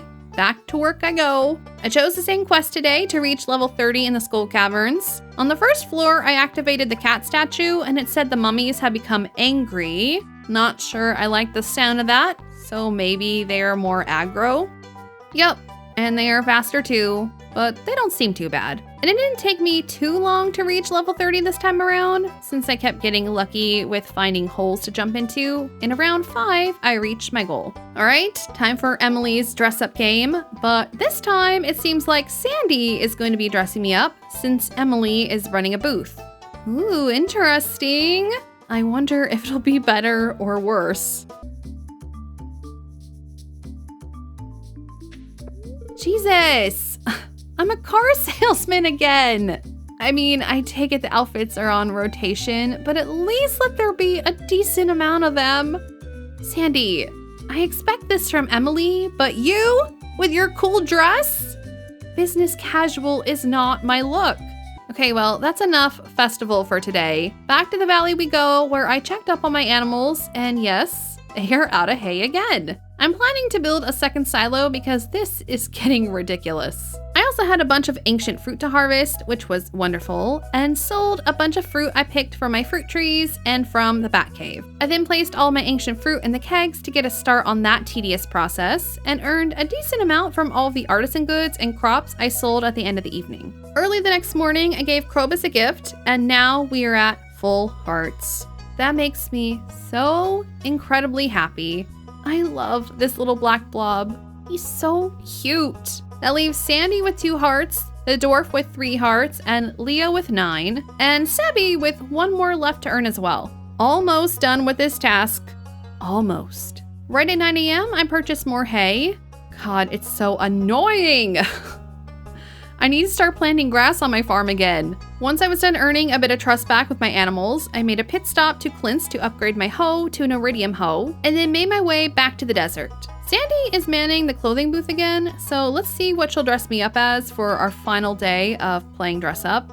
And I am so confused. I'm a cat? Or a mouse? But more importantly, this shirt and pants combo looks a bit awkward. I mean, I can see it's a jacket now, but yeah. I mean, it's not bad. Maybe I'll wear the cat ears for a little while. I just hope it doesn't scare Tiki. And honestly, I was kind of disappointed. There wasn't anything I wanted to spend my calico eggs on. I ended up trading my eggs for a rug and 9 bombs. Ah well. When I got home, I found the wine in my cellar had aged to silver star quality, so I grabbed one so I could donate it to the Junimos. All right, 4 out of 5. Hopefully, I can come across one of these items in the next 48 days. I stopped by to give the dwarf a gift and spent the evening cleaning debris in the Cindersap forest. The next morning, Sebastian proved to me that he is blissfully unaware of his surroundings and doesn't pay attention to me at all. Where are the slimes, oh dear husband? I didn't even know you could raise slimes. Did I? Well, I don't have any. My God, why don't you get them then? Sebby, don't make me start to hate you.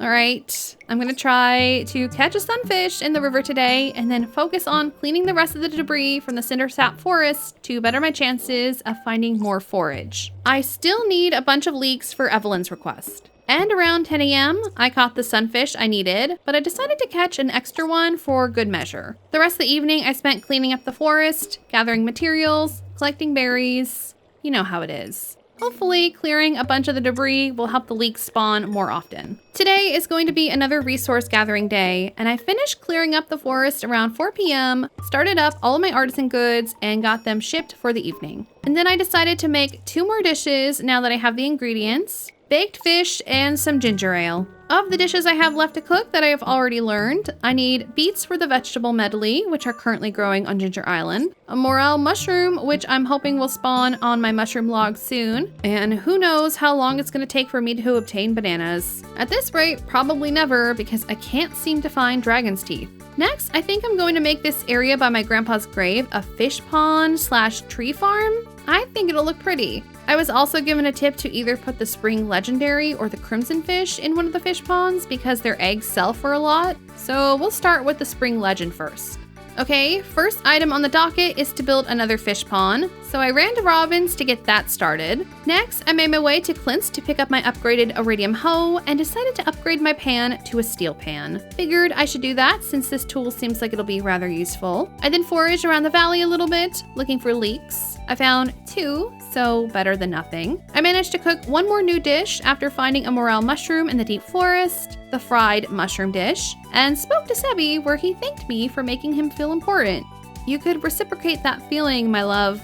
Just a thought. To end the evening, I crafted a few tree fertilizers, a few mystic tree seeds because that sounds intriguing, and planted a few of the normal tree seeds near my fish ponds. I think it'll look pretty in this area, and I can tap all the trees for extra resources once they fully mature. Alright, the bookseller is in town today, and since I have a bunch of gold, I want to see if there are any new books I can purchase from him. But first, I'm going to go around the valley once again looking for leeks. I haven't completed many board requests, so I really want to try and complete the ones I accept from now on. And so far, no leeks. So let's make our way to Clint's and have him open up some items I've had on me for a while. And sadly, I didn't get anything extraordinary. Next, the bookseller, and I traded in my Monster Compendium books for another slime egg press, my mining books for some coal, my Woodcutter's Weekly book for some wood, and my Jack Be Nimble book for some stuffing. Next, I purchased a few books: Way of the Wind Part 2, Old Slitherlegs, the Horse book, and the Combat Quarterly book.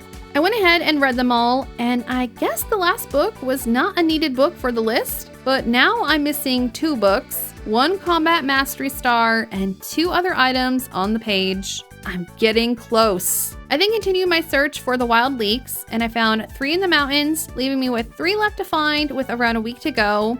I think I can do it. I am just really clumsy when it comes to my flower garden. That's the 3rd flower I've accidentally picked in 2 days. I mean, it looks cute and I like the concept, but perhaps it needs to be moved. My second fish pond completed its construction, and while I've been told it's wise to place the crimson fish in a pond and use an animal cracker on it, I think I'm gonna go with a normal fish because I take it legendaries can't duplicate, right? So I looked through all the fish I currently have on me to see which ones are the most valuable, and I have 2 lava eels, which sell for 6,300 gold, and the lionfish, which sells for 9,300 gold. So I think I'll start with these 2 guys. And because the water that contains the legend turned green, maybe the lava eels will turn the water red? I feel like the lionfish will be normal, so we'll go with the lava eels first. I'll need to find a few more spots to build fish ponds. And I guess you can only throw 1 in at a time, so I will check back on it in a few days. And actually, I'm stupid. I was looking at the numbers in the stack. Oh my god, my brain is not working today. But I think I made the right choice because lionfish are only 300 each and the lava eel is 1,575. So works for me. I picked up my steel pan from Clint and then headed back to Ginger Island, where I was elated to see it was raining. So I'm gonna try and locate that last gem pooping bird, which should be somewhere on the west side of the island, I believe. My first mangoes were ready to harvest from my tree as well, which I love. I then looked all around the farm and couldn't find a bird at all. I swear, one hasn't spawned in this location. At least I don't think I found a bird on this side of the map. I then looked near the dig site. Nothing. Went to the top of the volcano. Nothing. So I'm kind of at a loss. I have no idea where to find them. The next morning, I harvested all my crops on the island, selling the majority of them, and then headed to the dig site where I panned up a new fossilized piece of that cat creature. Sweet. Now I'm just missing 2 pieces, and I was given a hint that I can find another piece inside a golden coconut. I shall be on the lookout. I then went around the island, chopping down every palm tree I could find, which awarded me 23 coconuts and 2 golden coconuts. I traded those coconuts for 2 golden ones at the little bird trader, and went to talk to the parrot that gives you hints, and he said there's 4 hidden in the west. That is not helpful, parrot. That could mean anything. I mean, the west is where my farm is, and I know I need to get some from the frog still. There's a few I've seen that I can't reach and have no idea how. I'm starting to get frustrated. A bunch of my star fruit were ready to harvest this morning, which is lovely. And while doing so, I finally reached the final mastery level. So next time we return to the valley, we'll grab that perk. Now then, do I need to turn the star fruit into wine or just sell them as is? I think I'm okay with turning them into artisan goods, but aging them seems to take forever, and I want to save that for my ancient fruit, as I've been told it's the highest selling item, so maybe I'll turn them into jam or simply wine without the aging part. I found another golden coconut on the beach while digging in the sand and gave Leo a mango, as I figured he'd like fruits that grow on this island. Also, 13 is not the lucky number either. Watch it be the absolute last number I choose from the list. Alright, well, I decided to head on home and bring some resources with me, and it looks like my first batch of ancient fruit wine has finished up, so I'm gonna fill these kegs with the star fruit and place the rest in preserve jars to make into jams. I then placed all my ancient fruit wine in the casks, and it's crazy to me how the random fruit wine I placed down here ages ago is still only at silver quality. Aging seriously takes a while, my goodness. I stopped by to grab all my artisan goods for my animals and got my first batch of roe for my legendary fish, and this one piece is worth 2,530 gold. That's nuts. But I was told to age it, so that's what I'm gonna do. Also, while looking through my inventory, I guess I found another artifact? I didn't notice. Did I find it on the island before I headed home? Well, regardless, I'll take it. All right, the next morning, I got my husband to max hearts. So something should happen then, yeah? I then headed on over to visit my favorite depressed blacksmith and upgraded my trash can to iridium. Now all we have left to upgrade is the pan, I believe. I also had 5 golden walnuts to open up, and the first thing I received was a golden helmet. Off to a weird start.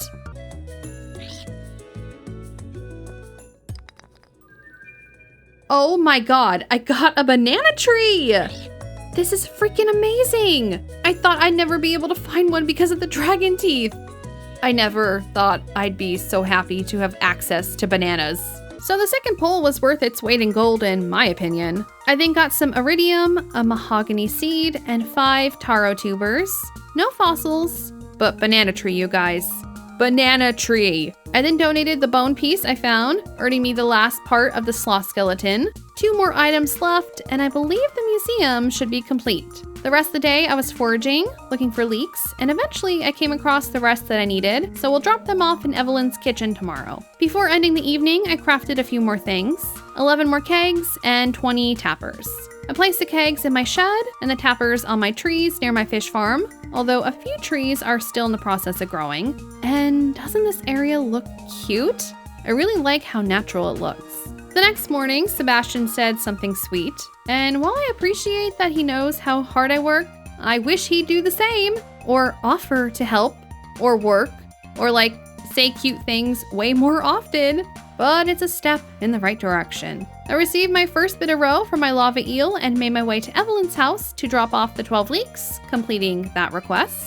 On my way back to the farm, I stopped by the traveling merchant, and tell me why she has a portrait of Sebastian for sale? What? That's so funny. It's 3,000 gold though, which is a bit steep for a frame photo of the hubby. Sometime in the future I'll acquire it. Nice to know it's here though. And I see 3 baby raccoon heads popping out of the stump, which means they're most likely ready to give me their next request. The raccoon said he needed a gift for his lady raccoon, and that comes in the form of 3 topazes and 1 diamond. Easy peasy. So I went to grab those items from the farm and handed them over to our little raccoon friend, and in return I received a jungle fish tank. That's pretty cool. And the raccoon said he's content for the time being, but I have a feeling they'll want more things eventually. And I found that 4 pieces of the legend roe sells for 10,000 gold. And that's absolutely insane. And the tip that someone left me said that they sell for 7,000 a pop when aged. So guess what I'm gonna do? I crafted a few more preserve jars and tossed all of that inside because why wouldn't I? And eventually I want to craft more fish smokers, but I need the red lava jellies to do that, and I don't have any. So maybe I'll fish for some this week as well. And to end the evening, I made my way to the mastery door and selected the mining mastery option, which was the final one we needed. And I felt a cold chill in the air. My grandpa's spirit just refuses to rest. Seriously, can he stop haunting me? It's freaking me out. But that's another thing completed, another thing to check off of my to-do list. And now my grandpa spirit will forever be haunting this rock, I guess. Watch things start to move around my house and he becomes a poltergeist. I received a letter in the mail from Evelyn thanking me for the leeks, and she gave me a coffee maker. That's pretty sweet. Thanks, girl. My starfruit jelly was done this morning, and 8 jars sell for quite a bit of money. Wow. I will need to plant more starfruit. Before heading back to Ginger Island, I stopped by Robin's and had her build me a second silo. I think I could greatly benefit from having one more, honestly. Back on the island, I immediately harvested my crops and planted my beautiful, oh so amazing banana tree. So lovely. I then found Leo, gave him a mango, and I remembered to bring the gems with me this time around. And if I remember correctly, I think I received an aquamarine on the beach? And the ruby up north on the island, I think. I just know I'm missing 1 bird, so hopefully we can find him the next time it rains. I'm also sad to report that 12 is also not the correct number. I've tried 12 through 17, so it's either 11 or 18. Honestly, at this point, it would have been much faster to count them, but I'm committed to the guessing game. I want to see how bad my luck truly is. I traded for 2 more golden coconuts, and on my way back to the farm, I got my first cutscene with Leo. Oh, he's such a cutie. He asked me what I was up to, and I told him I was enjoying the waves, but maybe that's a sore subject to talk about considering how he ended up on the island. He said the birds told him he can't fly because his wings were wet, so to speak, to which I was like, huh? He then asked me to tell him about my home, and I told him it was a town full of people, and that made him sad. And he asked if there were other children there. Oh, he's lonely. I mean, birds are fantastic, don't get me wrong, but I'd get lonely without other people around eventually. He then told me that he's aware he's not a bird. Glad to hear it, but maybe pretending helped him feel less lonely. Can I just give this poor kid a hug? Oh my God. He said he doesn't belong anywhere and looked all sad. Game, don't make me go through these emotions. And he ran away. And then Willie appeared out of nowhere. I'd run away too if I saw this man approaching me. He can sense there's something not right about you, Willie. But he did mention that we may be able to help him out, which gives me a sense of joy. I hope we can. All right, back home we go. And now that I brought my beets back home with me, we can cook another dish, the vegetable medley. And now the whole first page is completed. Man, it feels good. We only have 4 recipes left to find and 1 more available to cook, which I should be able to do soon once my banana tree fully grows. Back on my farm, I noticed my lava eel pond had an exclamation mark above it, and I was asked to bring 3 fire quartz to the pond. Huh. Didn't know I needed to provide items to the fish, but all right. So I went ahead and did that, and now it looks like the lava eel's capacity for this pond has increased to 3. The next morning, Sebastian mentioned that we were gonna have a baby soon, and I feel so bad, but I kind of forgot I was pregnant. So who's the bad parent here? In this situation, me. But hey, some cute dialogue. Sebby has his good days and his bad days. Today is a good day, and I'm glad he seems excited about the baby because guess what, honey? You're taking care of it, future stay-at-home dad. And today is the last day of spring, so unfortunately, my flowers gotta go. So sad. They look so cute, but I think I'll plan another round for the summertime. This little area brings me joy. And before heading into town, there were a few things I wanted to craft. I've been harvesting my tea plants the last few days, and you can only grab the leaves the last week of the season, right? Well, I was thinking, I never use my potted plants. I have an empty one just sitting in my house, and I was thinking I could place a few in the greenhouse as well. So maybe I could fill them up with tea plants so I can harvest them daily instead of the end of each month. I figured I can place pots in the greenhouse if I can literally plant trees on tiles. I also have so much bait and I keep forgetting to use my crab pots, so I figured I'd craft a few more and place them around town as well. I picked up my iridium trash can from Clint and had him upgrade my iron pan to a gold pan. I then went to the beach, placed down all of the crab pots I just crafted, and picked up my prize ticket from the mayor's house, where I received 4 kegs, which is honestly a wonderful prize.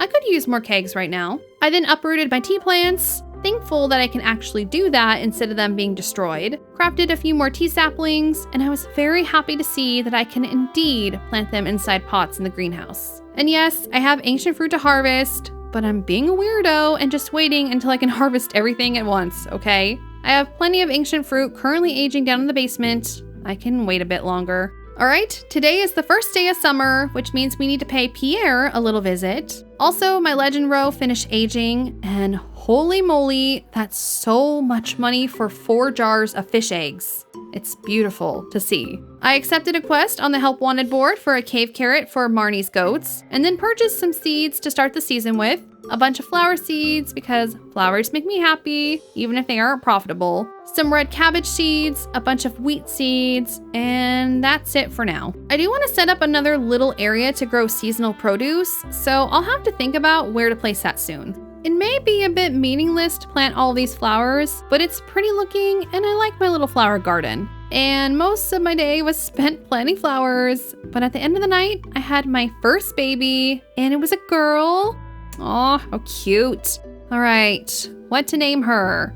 Since this is Cluckingham Farm, where we are obsessed with our birds, Let's give our child a bird name.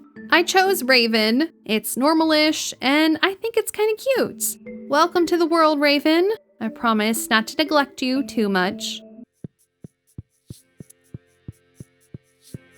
Oh, look at her sleeping all by herself in the baby room that I didn't decorate yet. Sorry, Raven. Your mom is a busy person. And would you look at that? Sebby. Oh, that's so cute. I'm so back and forth with Sebby lately. But it's cute, okay? The rarity of said cuteness is not my favorite thing in the world, but when it's there, it's adorable. Okay, next, I brought Marnie the cave carrot she asked for, and Willie asked for a lane cod ages ago, and I just never bothered to finish that quest for some reason. So here you go, Willie. That just leaves me with figuring out what item I need to give the pile of bones out in the desert, and to find a keepsake for the widow on the beach. Kinda at a loss for both of those quests, honestly. I collected everything from my crab pots, and then accepted a request on the town board from Caroline for 100 pineapples. I think I could do that. I gave our dwarf friend a gift, headed to the Calico Desert to give Sandy one as well, and purchased a bunch of starfruit seeds once again. And while I was here, I figured I might as well collect coconuts to trade with on Ginger Island, and I found 15, so not a bad haul. Before heading to bed, I thought I'd try my luck catching a cave jelly so I can craft more smokers.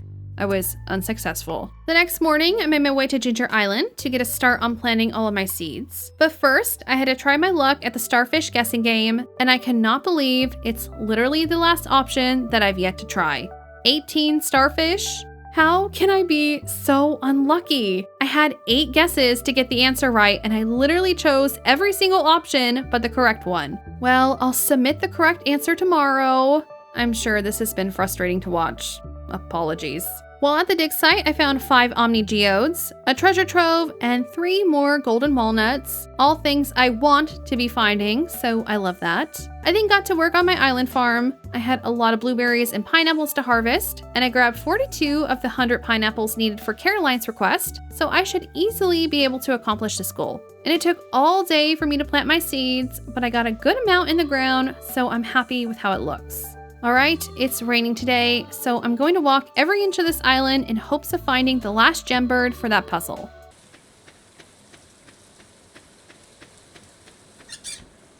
He dropped a ruby again. Wait, I already got the red bird then? I'm a little confused. Does that mean my puzzle is wrong? Can you get the same bird twice, or did I do something wrong?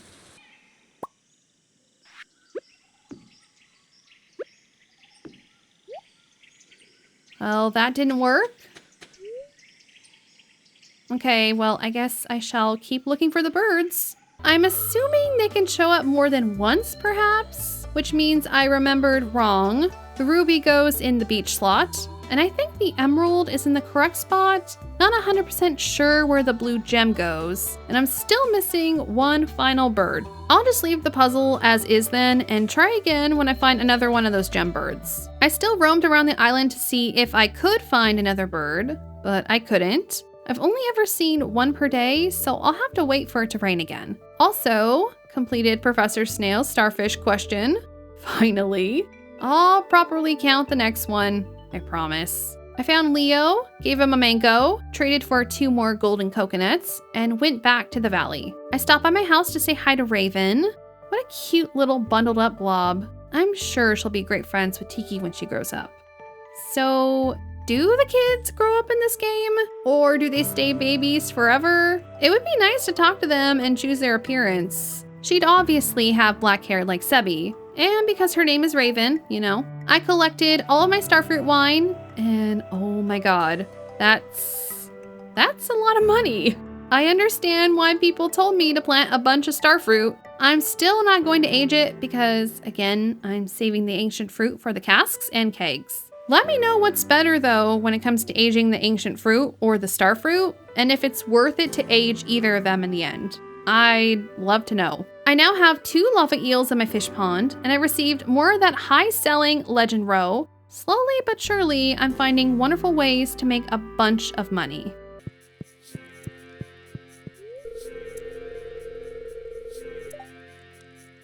You shouldn't have to reassure me that you will feed our child, Sebby. You should just do it because she's your child. I'm glad he's starting to become aware that he is, in fact, the nanny in this relationship. I'm the breadwinner, you're the pretty little caretaker. You're doing a wonderful job, hubby. Just please don't let our child die, okay? First item of the day, the raccoon family has once again expanded, and now there's 4 little heads popping out. It's so cute. And we have another quest. He wants some dried oranges and spice berry jelly. Another simple request, and I shall start it today. Next stop, the Calico Desert to give Sandy a gift and to trade for more Omni Geodes for treasure troves. I wasn't planning to stop by Clint's to open up all my treasure troves and golden coconuts, but yes, he was missing, as per usual. I swear, every time I need Clint or Robin, they aren't there. Instead, I stopped by to give the dwarf his last gift of the week and decided to mine in the quarry because why not? I could use a bit more stone and wood since I've used up a bunch from crafting lately. And by the end of the night, I found a pretty decent amount of resources and found another animal cracker. Which reminds me, someone mentioned I can use the animal crackers in the fish ponds, so I'm definitely using this one on the legend pond since the eggs sell for so much money. So hopefully that'll work out well for me and not be a waste of an animal cracker. Sebastian must have noticed my concerns because he did in fact reassure me that he will take good care of Raven the next morning. I believe you, hubby. Thank you for taking care of our daughter. This is new territory for both of us. We were just married not that long ago, and life transitions take time, so I shall award you some grace. But still, I'm watching you. I also received a letter from Leo. Aww. And Willie helped him write it.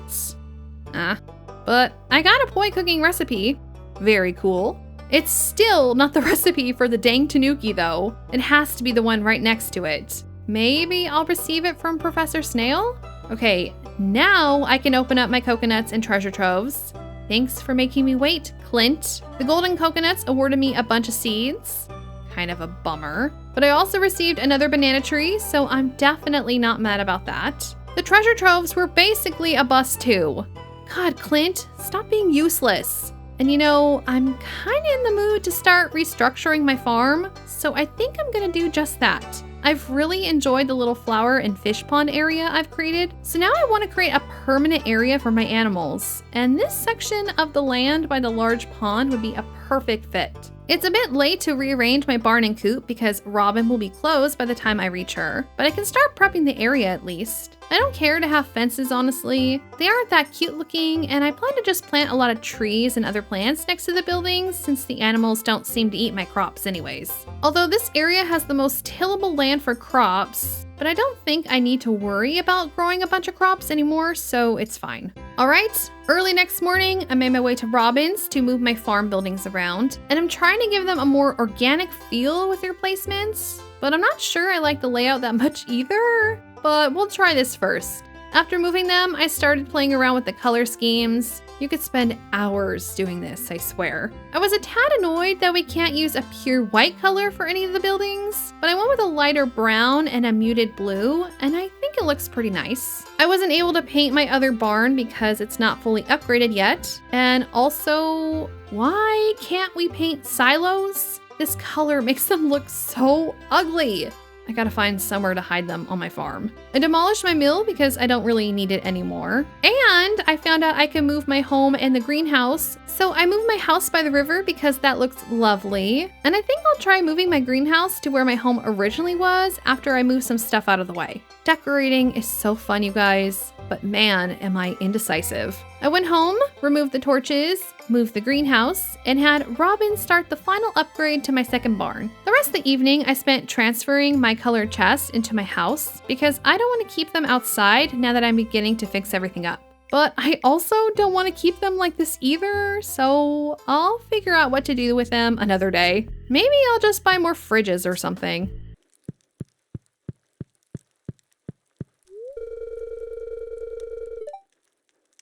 How romantic.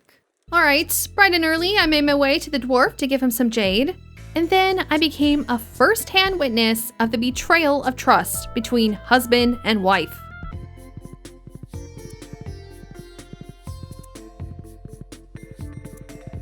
Hello? Our baby is home alone. What are you doing here? Unbelievable. He had one job to do, you guys. One job, and he's not even doing it. My God, even Tiki is flabbergasted. What am I gonna do, you guys? Maybe I can hire Linus to watch Raven for me while I'm working? Because her dad won't. Marriage is hard. Okay, off to the Calico Desert next, where I gave Sandy a gift as well, and we have 1 heart left for both her and the dwarf. I still need to figure out what's up with this bouncer and figure out what item to give the set of bones lying in the desert. I think I'll have to go through my inventory later on and pick out any items that may fit the clue I was given. The dried oranges were ready for the raccoons, and seeing the item made me realize that I have never made any dried fruit in the past. And so I checked to see if I ever shipped any, and I don't think I have. And the outline of the item fits the one next to the dried mushrooms, so I decided to dry another batch of fruit just to sell for completion's sake. Okay, I went through all of my chest and grabbed whatever items I felt could be used for the skeleton. It said he was looking at the sun, yearning to taste it, so I grabbed any crystals that were warm colors or had the description of warmth, alongside a few others that were giving me dragon vibes. I grabbed gold because dragons love gold, an ancient fruit because dragons are old, a solar essence because it looks like the sun, alongside a void essence because it's the complete opposite, so you never know, a sunfish, sunflower, wheat, and a starfruit. So hopefully one of these items will fit the bill, otherwise I'm gonna be even more confused. I crafted a desert wart totem and headed to the skeleton to try all the items. None of the crystals worked, or the ancient fruit, but I was elated to see a solar essence was the correct item to solve the riddle. Thank goodness that's done. There was a note hidden in the dragon's eye from Mr. Key that said to check out the pile of lumber next to my house. Always cryptic little notes with this guy. So I went back home and interacted with the lumber next to my house, and I received a club card. Huh. Okay, cool. It was added to this little collections page, but it doesn't say what it does or anything at all. I'm sure I'll figure out what to do with it sometime soon. Today I'm going to fix up the animal area. I planted some trees, including a few mystic trees, added some paths, some grass starters, and some decorative logs. It's looking pretty cute. I want to fill it up with some more trees and maybe a few benches and furniture later on. And I found you can create cute little wooden circle patterns with the wooden pathing. How adorable. But yeah, I kind of just want to make this section look natural and cozy. I'm going to quickly finish up the animal area, and to do that, I need to purchase some grass starters from Pierre. I then ran to Robin's to recolor the last barn and move the stable next to my house. I like that it aligns with the roof, but I don't know if I'm going to keep it there. I kind of don't like it. I might make an area specifically for the horse stables in the future. While at Robin's, I purchased a workbench, as that sounded pretty handy, and the furniture catalog, which I'm pretty sure I don't own. I also bought a few more decorative logs and headed back home. I crafted a few lamps to place throughout the space, and for now, I'm done. I think it's gonna look really cute when the trees grow around the area, and hopefully it's enough room for the animals to walk around in, but I'll adjust things as I go. All right. Finally, all of my ancient fruit are ready to harvest all at the same time. I'm sure waiting for them to all be ripe at the same time frustrated a bunch of you, but sometimes I just have to do things a certain way or it will annoy me to no end. So let's harvest everything in the greenhouse and place the fruit inside of our kegs. And yep, I definitely need more kegs. I have enough oak resin to make 10 more, so I just need to fire up some metal bars and then we can do that. While we wait, the artisan goods for the raccoons finished, so I went ahead and delivered the items to the cute little raccoon family, and they gave me some fairy dust. I should probably start using this item since I have a good amount stored away now. Alright, until next time, little raccoon family. I decided to throw some ancient fruit in the preserve jars and dehydrators, since I can't use my whole harvest to brew wine this time around. Crafted 10 more kegs, placed them in my shed, and now I'll come back when I'm a year older and hopefully the wine will be done. 10 years time for the kegs in the cellar. Speaking of my cellar, it seems like we have a while to wait for everything to finish. Man, this takes a long time. Okay, I'm going to incubate another chicken egg, and I'm hoping this one is a white chick so I can own 3 of each color. I like things to be equal. I know the chickens are the least profitable, but I have to have a perfectly balanced amount of every color, otherwise it will bug me, okay? I recognize it's an issue, but one I don't care to fix. I also incubated another duck egg and purchased another rabbit, naming her Lola. From there, I moved all of my sheep and pigs into the second barn building, and I bought one more of each animal, a white cow named Cheesecake, a goat named Hagrid, a pig named Hammy, and a sheep named Dandelion. I then purchased some ornamental hay, a heater for the new barn, and 2 birdhouses. All right, the animals should be good for a while, hopefully. I harvested a few dried ancient fruits from my shed, and 3 of them earns me almost 17,500 gold. That's kind of crazy. The dried versions seem to increase the selling price by 6,000, and it only takes about a day to produce, so I think it's worth it. And because it's simple, I'm just gonna keep making more dried fruits with any extra ancient fruit I have. And eventually, I'll plant some more of these guys on Ginger Island. All right, let's go back to Ginger Island. I need to get away from the farm for a little bit. While digging around, I found 3 more golden walnuts. Love to see it. I then noticed that my wheat had finished growing, so I went to notify the giant toad of my accomplishment, and he approved. And thankfully, he decided not to tickle me with it. That would have been a bit weird, but he awarded me 5 golden walnuts. Hell yeah, old frog dude. Next, he asked to see a zesty ground fruit, which makes your breath stink. Garlic, I suppose? I then harvested all of the fruit and crops that were ripe and ready, and now I have 84 out of the 100 pineapples Caroline requested, so I definitely think we'll be finishing this request on time. I received a message saying my apricot tree wasn't able to grow. I had the same message about one of my apple trees the other day too, so I think I planted them too close together. Oh well. I'll fix it later. Also, the green rain is in the valley today, so I'm gonna head back there to gather fiber after I look for the gem birds again. And today's gem bird was another duplicate, pooping out an emerald. Back to the valley to spend the day gathering fiber, and I gathered 800 pieces, which is honestly pretty good. Well, it looks like Raven grew up a little bit because now I can throw her up in the air. Kinda way high up in the air. I'm sure that's gonna do wonders for her fragile baby neck. But that's cute. God. They grow up so fast. Thanks to the storm the other day, I received 12 batteries, which is awesome because I need them for a lot of crafting recipes. Also, it seems that the green rain really helped a majority of my trees grow in this area, which I love. And the cool mystic trees seem to be fully mature, so I'll be sure to attach some tappers to them today. I do want to check and see if my animals can properly roam around this area though.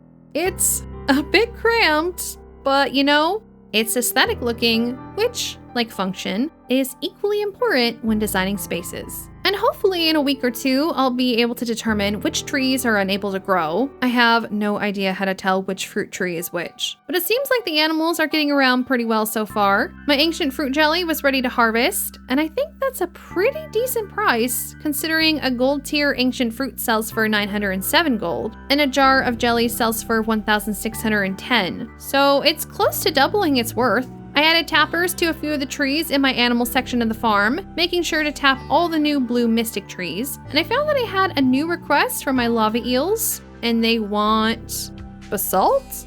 Why can't I remember what that is? Oh, well, that's because I've literally only found one. Okay, fun. It forms near liquid hot magma. So the lava caves is where I'll be heading again. I need to find more of the lava jellies anyway so I can craft more fish smokers. So 2 birds, 1 stone. Sorry for the idiom, Tiki. It's just an expression. Please don't fear me. When I went to sleep, one of my sheep gave birth. I wasn't expecting that. Well, okay, cool. I shall name the baby Q-Tip. What a wonderful way to start the day. Throwing my baby in the air, risking her safety, all the while my husband decides to stare at a houseplant instead of sharing a moment with us.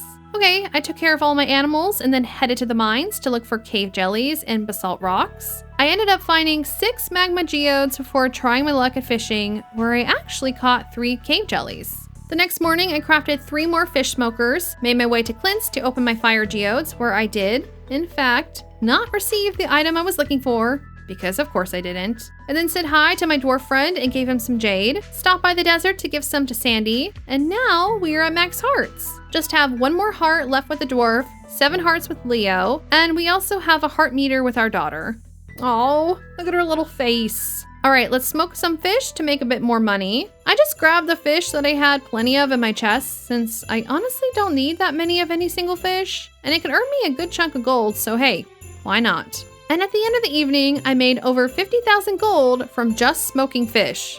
That's pretty amazing. Bright and early, I said good morning to Raven and then collected all of my ancient fruit wine from the kegs. 63 of them this time around, which is pretty good. I was only able to add 20 of them to the casks in the basement, so for now, I'm just gonna hold on to the extras. I then made my way to the beach, emptying the crab pots and collecting my stash, and headed back to Ginger Island. There are only a few golden walnuts I know how to find at the moment. The gembirds, the old frog, and Professor Snail's fossils. And lucky for me, it was raining when I arrived. So I searched for a gembird, found him near the bird trader, and received an aquamarine. Yet another repeat, but now I'm pretty sure I have all the gems placed correctly. And the aquamarine is the northern gem, so I'm guessing I'm just missing the western gembird, which I'm assuming will be found somewhere near my beach farm. And as I was leaving, I spotted something brown at the end of the area, and yep, another golden walnut. Love when I randomly spot them like that. Back to the farm I go, where I had a bunch of items to harvest, and when I went to grab the honey,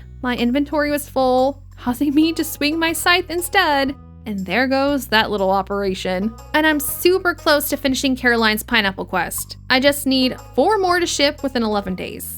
I quickly made my way to the dig site the next morning to look for omni geodes and golden coconuts, and then warp back to the farm because it's Friday, and I've been checking the traveling merchant's cart for the Junimo catalog the last few weeks and have yet to find it, and I want to buy it the moment it appears again. It wasn't there unfortunately, but she was selling some fish that I don't have in my inventory right now, including a snail, so I bought them in case I need them for cooking recipes, and a retro catalog because why not? I kind of want to grab all the catalogs anyways, even if I don't use items from some of them. I also came across a garlic seed, and that may be what the toad wants on Ginger Island. Still not sure, but I bought the seed anyways, even though it was expensive. I just made this lady's day. Also, I see 5 cute heads poking out of the stump now, so it's request time. We need 5 cockles and a smoked ghost fish. I can accomplish that, my little raccoon friends. So I went ahead and smoked the ghost fish, gathered the cockles, and handed them over. In exchange, I received something called the Book of Stars. Ooh, a new book. But looks like it's a skill book and not a power book, so I don't think it will count as one of the missing books on my list. Nope. But hey, that's okay. Thanks anyways, little raccoons. Until next time. From there, I filled up my kegs, dehydrators, and preserve jars with starfruit, and welcomed a new chicken to the farm. I named her Nugget. My next batch of ancient fruit was ready to harvest in the greenhouse. Man, it's so satisfying looking. But I can't do anything with them right now since all of my artisan machines are at full capacity, so in my chest they go. I need to craft even more artisan machines, it seems. I also don't have enough machines in my barns and coops to handle how many items I get per day. Ugh. I'm stressed out. I need to craft so many freaking things. Everything feels so chaotic and disorganized and inefficient right now. Well, let's try to craft some things. First, I need to smelt some bars, and right now I have 5 normal furnaces. I can craft this new furnace that will smelt things a bit faster, I suppose. So I smelted enough iron to make 3 and started up some copper bars. And wow, that was really fast. And I even got 2 extra. Love that. All right, next, I crafted 12 preserve jars, 10 more cheese presses, and 3 more looms. I grabbed a few more materials from my chest and crafted an additional 10 mayo machines, 6 more preserve jars, and 4 more kegs. Running a farm is stressful, y'all. All right, I gathered up a bunch of my artisan goods to sell, headed to the traveling merchant to check out her wares for the day, and brought all of the seafoam pudding as it gives me a 4+ fishing buff. And I feel as if I'll need all the help I can get when it comes to catching what I believe is the stingray on Ginger Island. And that's where we're heading right now. Before fishing, I had some more pineapples to harvest, which allowed me to reach the 100 needed to complete Caroline's quest. Hopefully I get something good for shipping so many crops. I've only found it hard to catch fish in the ocean, so that's where we're attempting to fish once again. I ate some of my seafoam pudding and started fishing. And I decided to just fish near the pirate ship area because part of me is still hoping I can fish up something for the widowed woman, if that is even what I need to do for that quest. And I wasn't finding anything new, but I did get a bunch of different roe and chest I was fishing up. I fished until 11 and didn't get one hard catch on the line, so I'll fish again tomorrow and maybe try some new locations. I also checked my walnut totals at the door, and we have 83 out of the 100, so I just need 17 more, hoping I can accomplish that in the next 16 days. I made 120,000 gold last night from my aged fish eggs and animal artisan goods. That's freaking nuts. And I earned 16,500 gold from finishing the pineapple quest. Nice. Love to earn more money. Money is wonderful. As an additional reward from that quest, I learned a new crafting recipe for a solar panel, and it generates batteries without the need of a lightning storm. Oh my god, that is amazing. Incredibly amazing. I'm replacing all of my lightning rods with these bad boys. Thank you, Caroline. I had a few crops to harvest the next morning, went around grabbing a few coconuts and looked for dig spots where I did uncover one golden coconut, and then tried my luck with fishing once again. This is the second animal cracker I've found since I've come back on the island though, so that's pretty cool. But you know what's not cool? Not finding that dang stingray. And I fished until 12:30 where both of my tackles wore out, but luckily I had a few spare in my chest, so onwards we go. And I briefly thought about trying to fish in the rivers, but most stingray species are found in oceans, so I highly doubt I can fish one up in the rivers. But if I don't find one soon, I'll give it a go. Around 5, I kind of gave up. Not one hard fish on the line, no stingray. Maybe they aren't even on this island. I feel defeated. I tried a bit in the river and the pond, but no stingray there either. So to end the night, I traded for 2 golden coconuts and 4 jungle torches to place on my farm, and then headed back to the valley. On my way back to the farm, I picked up a request from Robin to gather 1,000 pieces of wood, which is fine by me because I'm actually really low on wood right now. So again, 2 birds, 1 stone. Sorry, Tiki. The next morning, I made my way to Clint's to open up a few things. I had 6 golden coconuts, and I finally received a fossil piece and another banana tree, which means I have 1 growing on Ginger Island and 2 in my inventory. So I'm gonna plant those 2 trees in my greenhouse next to the mango trees. I then spent the majority of the day chopping down wood for Robin's wood request, and I finished that around 6 p.m., but kept chopping down trees until 10. I then added a few decorative lights inside of the greenhouse, planted my banana trees, and headed to sleep. The next morning, I found that my mystic trees produce an item from the taps, and it's called Mystic Syrup, which is a rare syrup that has magical properties. So I can probably craft some stuff with this? Interesting. I know for a fact that I'm out of hay, so I bought a butt ton of it, spending quite a bit of money in the process. And because I have so much money right now, which is a shocker for me, I went to the wizard's tower to see if I could purchase anything. I have enough for a Junimo hut, but I need to find a dedicated area to plant crops before I grab the little guys, which I definitely will. The obelisks are still too expensive, and the materials for the island obelisk is gonna make me rip my hair out. Freaking dragon teeth. Please, guys, help me out with this one. Is there an easier way to get dragon teeth? So yeah, nothing to purchase here for the time being. I went around gathering my artisan goods, adding more star fruit and ancient fruit in my kegs and preserve jars, and got a blueprint from Robin for a stone chest. After taking care of a few things on the farm, I headed into town, picked up a help wanted request from Harvey for a topaz, and spent my 2 prize tickets at the mayor's house for 5 diamonds and 5 mystery boxes. I grabbed a topaz to give to Harvey, and to my absolute surprise, I ran into a heart event. I thought I finished all of those. Harvey was upstairs speaking through an old-timey radio, trying to contact someone, and it seems he got a hold of a person, which surprised even him, and he panicked a bit and reported the weather conditions. I have no idea what's going on, but he immediately disconnected and started freaking out, and then I waltzed in, because of course I did. And of course I'm gonna ask why he's all flustered, even though I'm sure that's gonna make him even more flustered, and to my surprise, he was actually pretty level-headed about it. He told me he made contact with an actual pilot. Why is he trying to contact pilots? We were able to see said pilot fly by from his window. Look at him go. But now I know why he was so excited. He said it was his dream to be a pilot when he was a kid, but because of his poor eyesight and fear of heights, he decided against it. And I don't know why, but him telling me not to be sad because he's accepted his life and the fact that not everyone reaches their dreams did, in fact, make me sad. He then wanted to show me his model airplanes. Man, this is kind of sweet. Like, why am I kind of liking Harvey all of a sudden? His heart events have all been super sweet. He's always kind, and like the rest of us, is just a little kid who had to grow up. But I love that he still keeps some of his hobbies. Should I have married Harvey, you guys? I'm kidding. Kinda. I like Sebby too, but Harvey's pretty awesome as well. Why was that like so wholesome? I love that. Once that was over with, I gave him the topaz he requested and headed back to Ginger Island. I noticed that my garlic was ready to harvest, so I notified Grandpa Toad and he was pleased.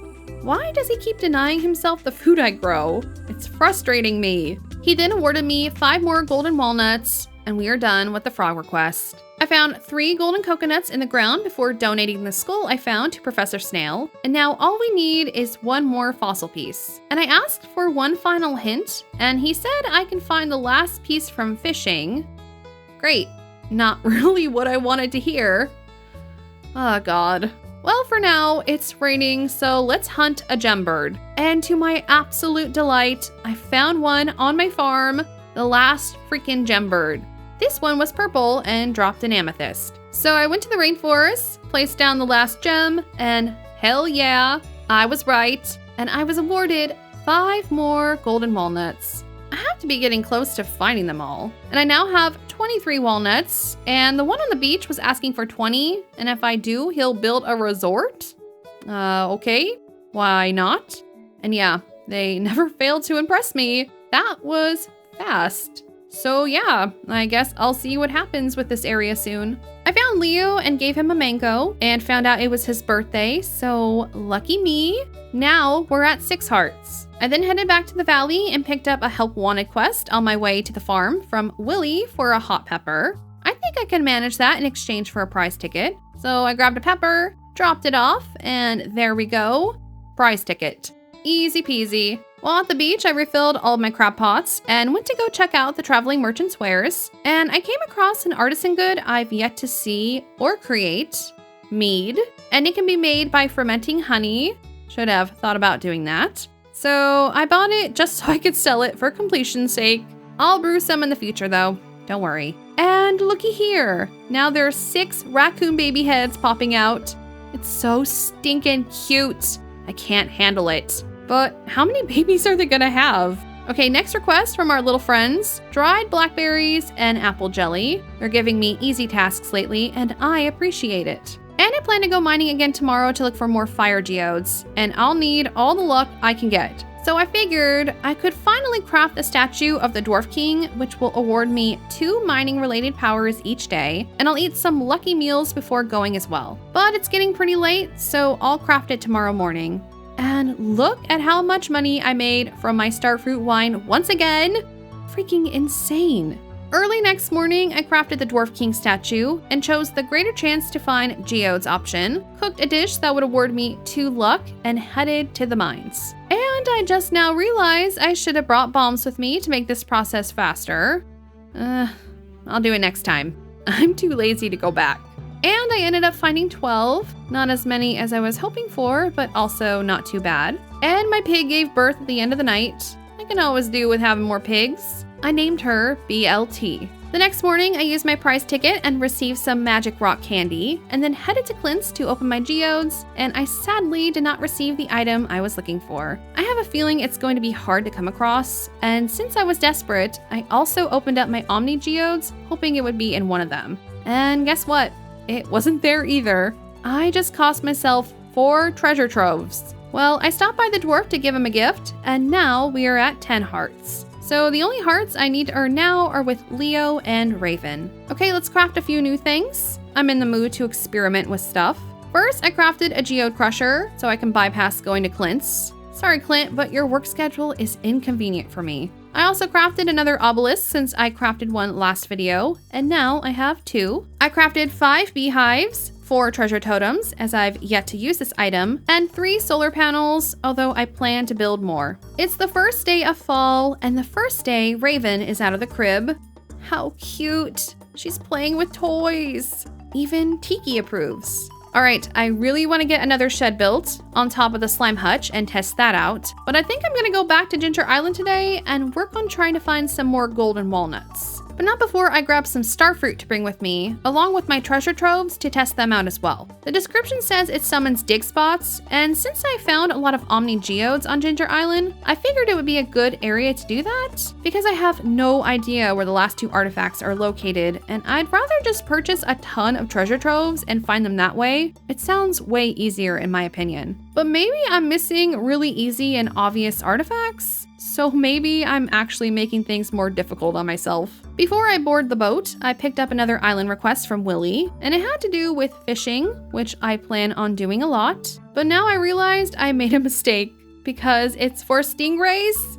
Willie, I have not been able to find one, but now I'm 100% positive that you can, in fact, fish up stingrays on Ginger Island. And when I arrived, I was met with a cutscene. Willie brought Linus, and oh my god, I didn't know that Linus could speak bird.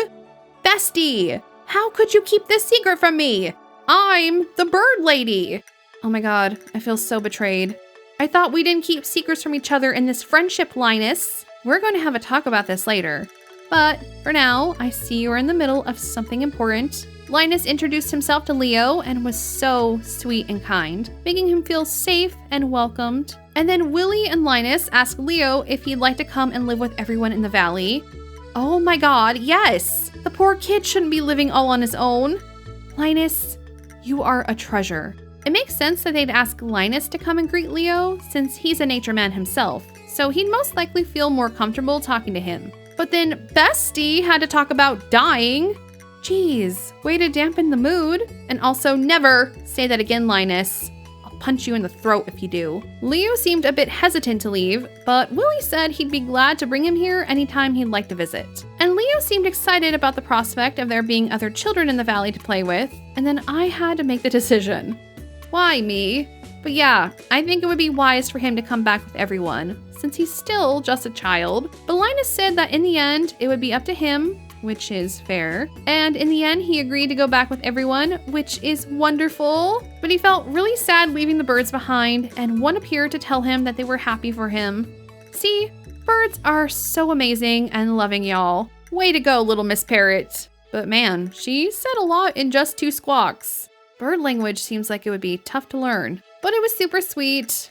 How wholesome and adorable. And he was super pumped to leave in the end. Well, you go on ahead. I have some stuff to do here first. And then I was greeted with Marnie and Emily in their swimsuits and Kent in just normal clothing. What? Maybe villagers will visit now because of the resort? Ah, that's why they wanted to kick Leo off the island. A local wild bird boy is bad for business, huh? Can't monetize that. Capitalism at its finest. Although, who runs the resort? The parrots? Well, Emily and Marnie looked adorable, and at least Kat seems content. Abigail was up ahead, hanging out in her swimsuit too. Cute. It's no longer barren, although that one lady is still here. Wonder how she feels about all of this. All right, next heart event with Leo. Why are you here? I thought you left, little guy. We got spooked by a loud squawk, which he caused. Impressive. He asked if I thought he was weird, which kind of made me sad. So in response, I also squawked. And it actually sounded pretty good. He then started to say that he wondered how different his life would be if he never ended up on this island, and that he never really cared about birds before he came to the island. Poor little guy was feeling like something was wrong about him and was scared about what normal kids would think of him. And I told him he was normal because, you know, we're all freaks in the end in our own way. Also, why is this cutscene playing after the last one? Kinda doesn't make sense to me, but what do I know? Anyways, he saw the positive side of his current circumstance and was grateful for the birds that have helped him out. Leo is such a cutie patootie. We have to protect this sweet child of the birds. Me and Tiki will see to it. And with Linus helping, I know he's in good hands. Okay, next, I went to the dig site because I always find treasures here and decided to test out using my treasure totem in this area because of that reason. And it summoned a circle of dig spots. Oh my god, that's amazing. And I just kept uncovering a buttload of Omni Geodes and even some treasure troves. And a shirt. Yes, This is absolutely fantastic, and it is going to become my new method of finding Omni Geodes. Freaking awesome. And so I used the other 3 and ended up finding 71 Omni Geodes, 8 treasure troves, and 10 golden coconuts, and the bridal shirt. I needed this 2 seasons ago. Oh my god, game. That's cruel. And another amazing reward of the day, my banana tree finally produced its first round of fruit. And when I went to sleep, I saw a little cutscene of the parrots building a treehouse for Leo in the large tree next to Linus. Oh, how precious. I love those freaking birds. The next morning, I planted the majority of my starfruit seeds and then decided to fish in every body of water looking for the stingray and the last fossil piece because at this point, I'm completely lost on where to find either of them. I've spent a bunch of time fishing the oceans, so I'm gonna focus on the rivers and ponds first. I spent a few hours on my farm doing just that, and then made my way to the dig site to fish in the river. I've panned in this river, but never fished, and after just an hour of fishing, I found the last fossil. I guess it makes sense I could fish it out of the river, but thank God that's done. So I turned it in, and we got a little cutscene admiring the fossils. And look at this little man's smile. Adorable. It's just in a day's work, doing everyone's job for them. Don't sweat it, Professor Snail. I'm a professional. And as thanks, he taught me how to craft an ostrich incubator.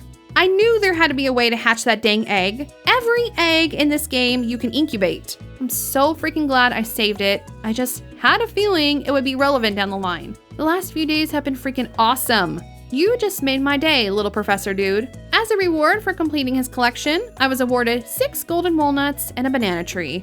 And honestly, this is a seriously cruel joke. What do you mean I have 99 out of 100 golden walnuts? I don't know what to do to find any more of them. I guess all I can think of now is the quest from the old woman, and then there are a few out of reach, but I don't know how to get to them. My god, this is frustrating. And there's also this little thing that I've tried to get through and have gotten stuck like 3 times. I feel like it's something, but I don't know what to do to get through the maze. There's also the thieving chocobo that's asking for money in exchange for walnuts, but that's so much money. I don't want to spend that. So back we go to the parrot who gives hints, and he told me there's one buried near Bones. So the dig site or near the tent area? And as I was looking, I passed out because I was so flustered and didn't pay attention to the time. Oops. Early next morning, I went back to the dig site, and I found it, you guys. In the middle of a stone circle, a single golden walnut. How did I miss this one? I still don't know how to reach those 2, but oh my god, I found one. Now I have enough to enter the walnut door. So let's go do that. And it wasn't what I was expecting, but at the same time, exactly what I was expecting. Something extremely creepy and eerie. This guy is an alien, right? He has to be. Well, Mr. Key was waiting for me in some surveillance room and offered me praise once again. Well, thank you, Space Ranger. It was seriously annoying to do. And I have a strong suspicion that I will once again feel that same annoyance because he said he had more challenges awaiting me. Fun. Why can't you just be normal? From the sounds of it, it seems to be similar to the town request board, and if I can complete them, I'll earn key gems? Nothing is ever simple. Another currency. Fun. And the key gems are radioactive. Yep, he's an alien, 100%. When I earn these gems, I can trade them in for prizes. All right, another thing to add to my to-do list. Let's see what he's got on the board. One quest is to locate 4 prismatic shards. The other is to score 50,000 in Junimo Cart. What the heck is Junimo Cart?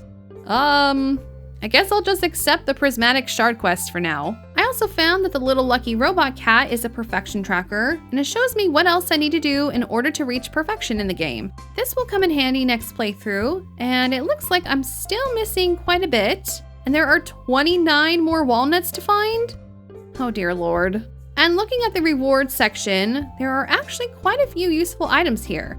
I have a bad feeling that this is going to end up taking me a long time to complete though. I apologize in advance. You know, I think that's enough Ginger Island for a while. I brought a few island ingredients back home with me so I could cook the other 2 dishes I've yet to create. Banana pudding and poi. 3 more recipes to go. Next, we're off to the desert to trade for more treasure troves. If I can complete the museum this playthrough as well, I will be stoked. All right, Clint, don't let me down, bro. So I only got one new item, but that's one less item I now need to find. When I went to donate the item to the museum, I noticed that Leo was hanging out with Penny and the kids, and he looked happy. Oh my God, my heart. This is so stinking cute. I'm so happy for him. He should really change into some new clothing though. The items for my little raccoon friends finished, so I dropped them off and received some Stardrop tea. Awesome. I'll probably give it to Leo, honestly. All right, can we get 7 raccoons? I checked my cellar and found that all of my fruit wine finished aging, and I am disappointed to see that the time to money trade-off was not worth it. They don't sell for hardly anything. Oh my God. Well, guess I learned the hard way. I have faith that the ancient fruit wine and even the aged star fruit wine would be worth the wait though. I have a ton of ancient fruit wine I've been saving, so I went ahead and placed all the bottles I could down below and ended up selling the rest. Before heading to bed, I crafted a few more things. A few more treasure totems because these things are absolutely amazing. And I was planning on crafting the ostrich incubator, but all my bone fragments are on Ginger Island, so we will be going back tomorrow to pick them up. I honestly can't believe that my money counter is reading 1 million gold. That's insane to me. When I went to check my mail, I got a message from Joja. I thought I ran those guys out of town. The message was from someone named Fizz, and it sounded like a way to cheat the challenges, honestly. Huh, guess I'll see what he wants regardless. While on Ginger Island, I was mining some of the muscle nodes so I could use my treasure totems, and I freaking found a golden walnut. I've broken these things hundreds of times, and you're telling me I was still missing one? One that simple? Well, at least I found it, I suppose. I could have used that walnut way earlier though, game. I didn't find as many Omni Geodes as last time, but I found 14 treasure troves, 17 golden coconuts, and a golden animal cracker, so not too shabby. Back on the farm, I finally crafted the ostrich incubator, placed it in the barn with the pigs and sheep, and now we wait. Bright and early, I made my way back to the Calico Desert to trade for a few more treasure troves, and Clint's not in today. Of course he's not. So instead, I tried to track down Leo so I can give him some Stardrop tea, and I couldn't find him either. So back to the farm I go, where I remembered I crafted that geode crusher so that I wouldn't need to rely on silly old Clint. Smart thinking, Breezy. Actually, not smart thinking because duh, it doesn't work on treasure troves, mystery boxes, or golden coconuts. Oh my God. Well, that sucks. Instead, let's do a little interior decorating, starting off by fixing up Raven's room a little bit. I still don't have a defined plan for the house because I want to grab all the catalogs first, but I'll spruce it up here and there. Her room looks pretty cute so far. I kind of wish we could move the beds and cribs around, but it's cute regardless. All right, now off to see Clint, where thankfully he is working today, and I put him to work instantly. And can you guess that I didn't find what I was looking for? I'm sorta bummed.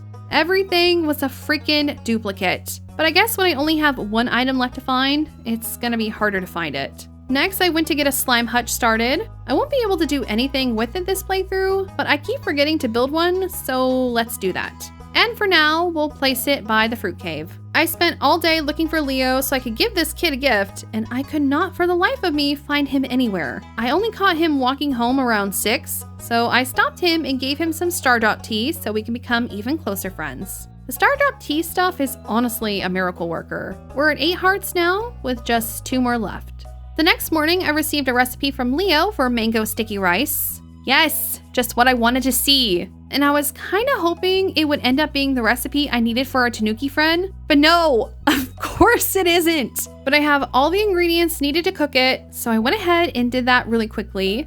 Just 2 more left. Come on, game. Where the heck are they? I made my way to Pierre's and bought a ton of seeds because I think I want to purchase a Junimo hut and get that set up and see what it's all about. And the flower patch just wasn't working out for me. The colors were too sporadic and it just didn't look super appealing. So instead, I'm gonna make this a little vegetable garden in front of my greenhouse. I think it'll look really cute. It's trial and error, you guys. I have to have some aesthetic little garden plot on my farm. So I spent the evening planting and watering this area. I'm not sure if I'll end up keeping it this way in the long run, but I'm trying it out. Tomorrow, though, we'll go grab the Junimo hut and find a place to park those cuties. Today, I'm going to continue my gardening adventures because I just don't know what to do to find the last fish, the last cooking item, where to find caviar for the Junimos, and I won't have time to find more treasure troves for the last artifact piece or the basalt for my eels. So gardening it is. But first, I ran into Marlin, and he told me a bit about slime breeding. He warned me that it was a dangerous endeavor and that he lost his eye to slimes because of it?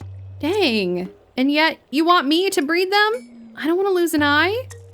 Okay, I don't trust you anymore. But he gave me a green slime egg to get started, and I just need to place it in a slime incubator to hatch it. And I believe I do have one of those in one of my chests. And now slimes will occasionally drop eggs that I can pick up and incubate, probably different colors and such. Cool. I probably won't get around to that this playthrough, but it gives me something to do next time. And I realize that I actually cannot buy a Junimo hut right now because I don't have any starfruit on me. Of course I don't. Well, maybe they're ripe on Ginger Island, so we'll go check really quick. Sam and Pierre were hanging out on the island, enjoying themselves, and I checked to see if my starfruit were ripe. They weren't. Of course not. Sorry guys, I completely forgot I needed to save some starfruit for my Junimo friends. However, when I was ready to leave, I noticed a stretch of beach next to Pierre and his family that looked like a passage. And I don't think I've ever checked out the right side of the beach now that I think about it. And I couldn't believe I never discovered this section before. I seriously didn't even think to look over here. I just figured it didn't go anywhere, but there weren't any rock caves blocking it, so I should have known better. Oh my god, I'm an idiot. So yeah, there's a whole new section to explore. And the water in the starfish-shaped tide pool was rippling, so I fished there, and of course, there's a golden walnut there. Unbelievable! I mean, this section is kind of small and hidden, but I'm glad I found it at the end of my playthrough. Seriously, typical of me, I swear. And just like the other areas of the island, I followed the context clues. I saw some boards on the floor that made me believe there was an entrance somewhere. And there was, because this whole island has hidden entrances. And it was like a little cave area with water. I swear on Pierre, if this is the area I needed to fish in.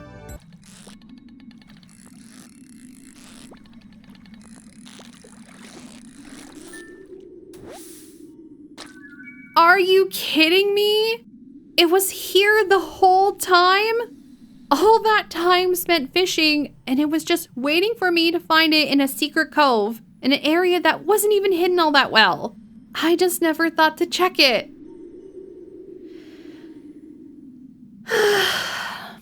Okay, it wasn't even that hard to catch.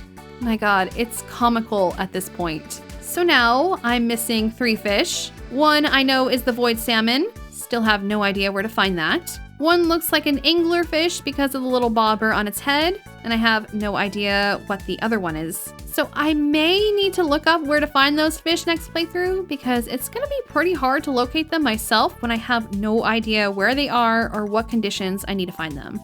Well, wasn't that fun? And I didn't even get to garden today, which was my initial plan. All right, the next morning I made my way to the slime hutch, and it seems like the building comes with an incubator, but I placed down the second one I had anyways and threw the slime egg inside. So I'll see what happens with it next playthrough. And today is all about prepping the farm to earn more money. I had an overdue amount of animal products I needed to take care of. My next batch of ancient fruit was ready to harvest, so I set up all my machines for success, and that basically took up my whole entire day. And while the farm isn't completely set up, it's starting to come along, and I'm really liking how the little sections are shaping out. I'm a little proud of myself, but the interior needs a lot of help, and we still have some areas on the farm I need to set up. But yeah, there we go! Another 100 days in Stardew, and I feel as if I accomplished quite a bit. There's still a bunch left to do, so I hope you guys will join me until I perfect this addictingly fun game. And hopefully my Iridium Ancient Wine will be done next time around. I feel as if I may be able to complete this game during my 500-day playthrough, but we shall see. Knowing me, there's a high possibility that won't be true. But honestly, I will take all the hints and help I can get for next time. I feel as if I'm getting close to the end, and now that I have just a few items in each category left to find, it's getting difficult to accomplish that without looking up where to find these items. My main concern right now is how to find the dragon's teeth. I don't care about spoilers for this item in particular, but if there is a way to make gathering these freaking teeth an easier endeavor, I will gladly take that information. Spoon feed it to me, please. Any tips and helpful information, as long as it's not a huge spoiler, I'll take them. Such as slime hutch tips, fish locations, golden walnut tips, anything else relevant to this playthrough, at this point, I'll take it. And thank you for all the tips thus far. They have helped me out a bunch. Thank you so much for watching. I appreciate each and every one of you, and I will see you in the next video.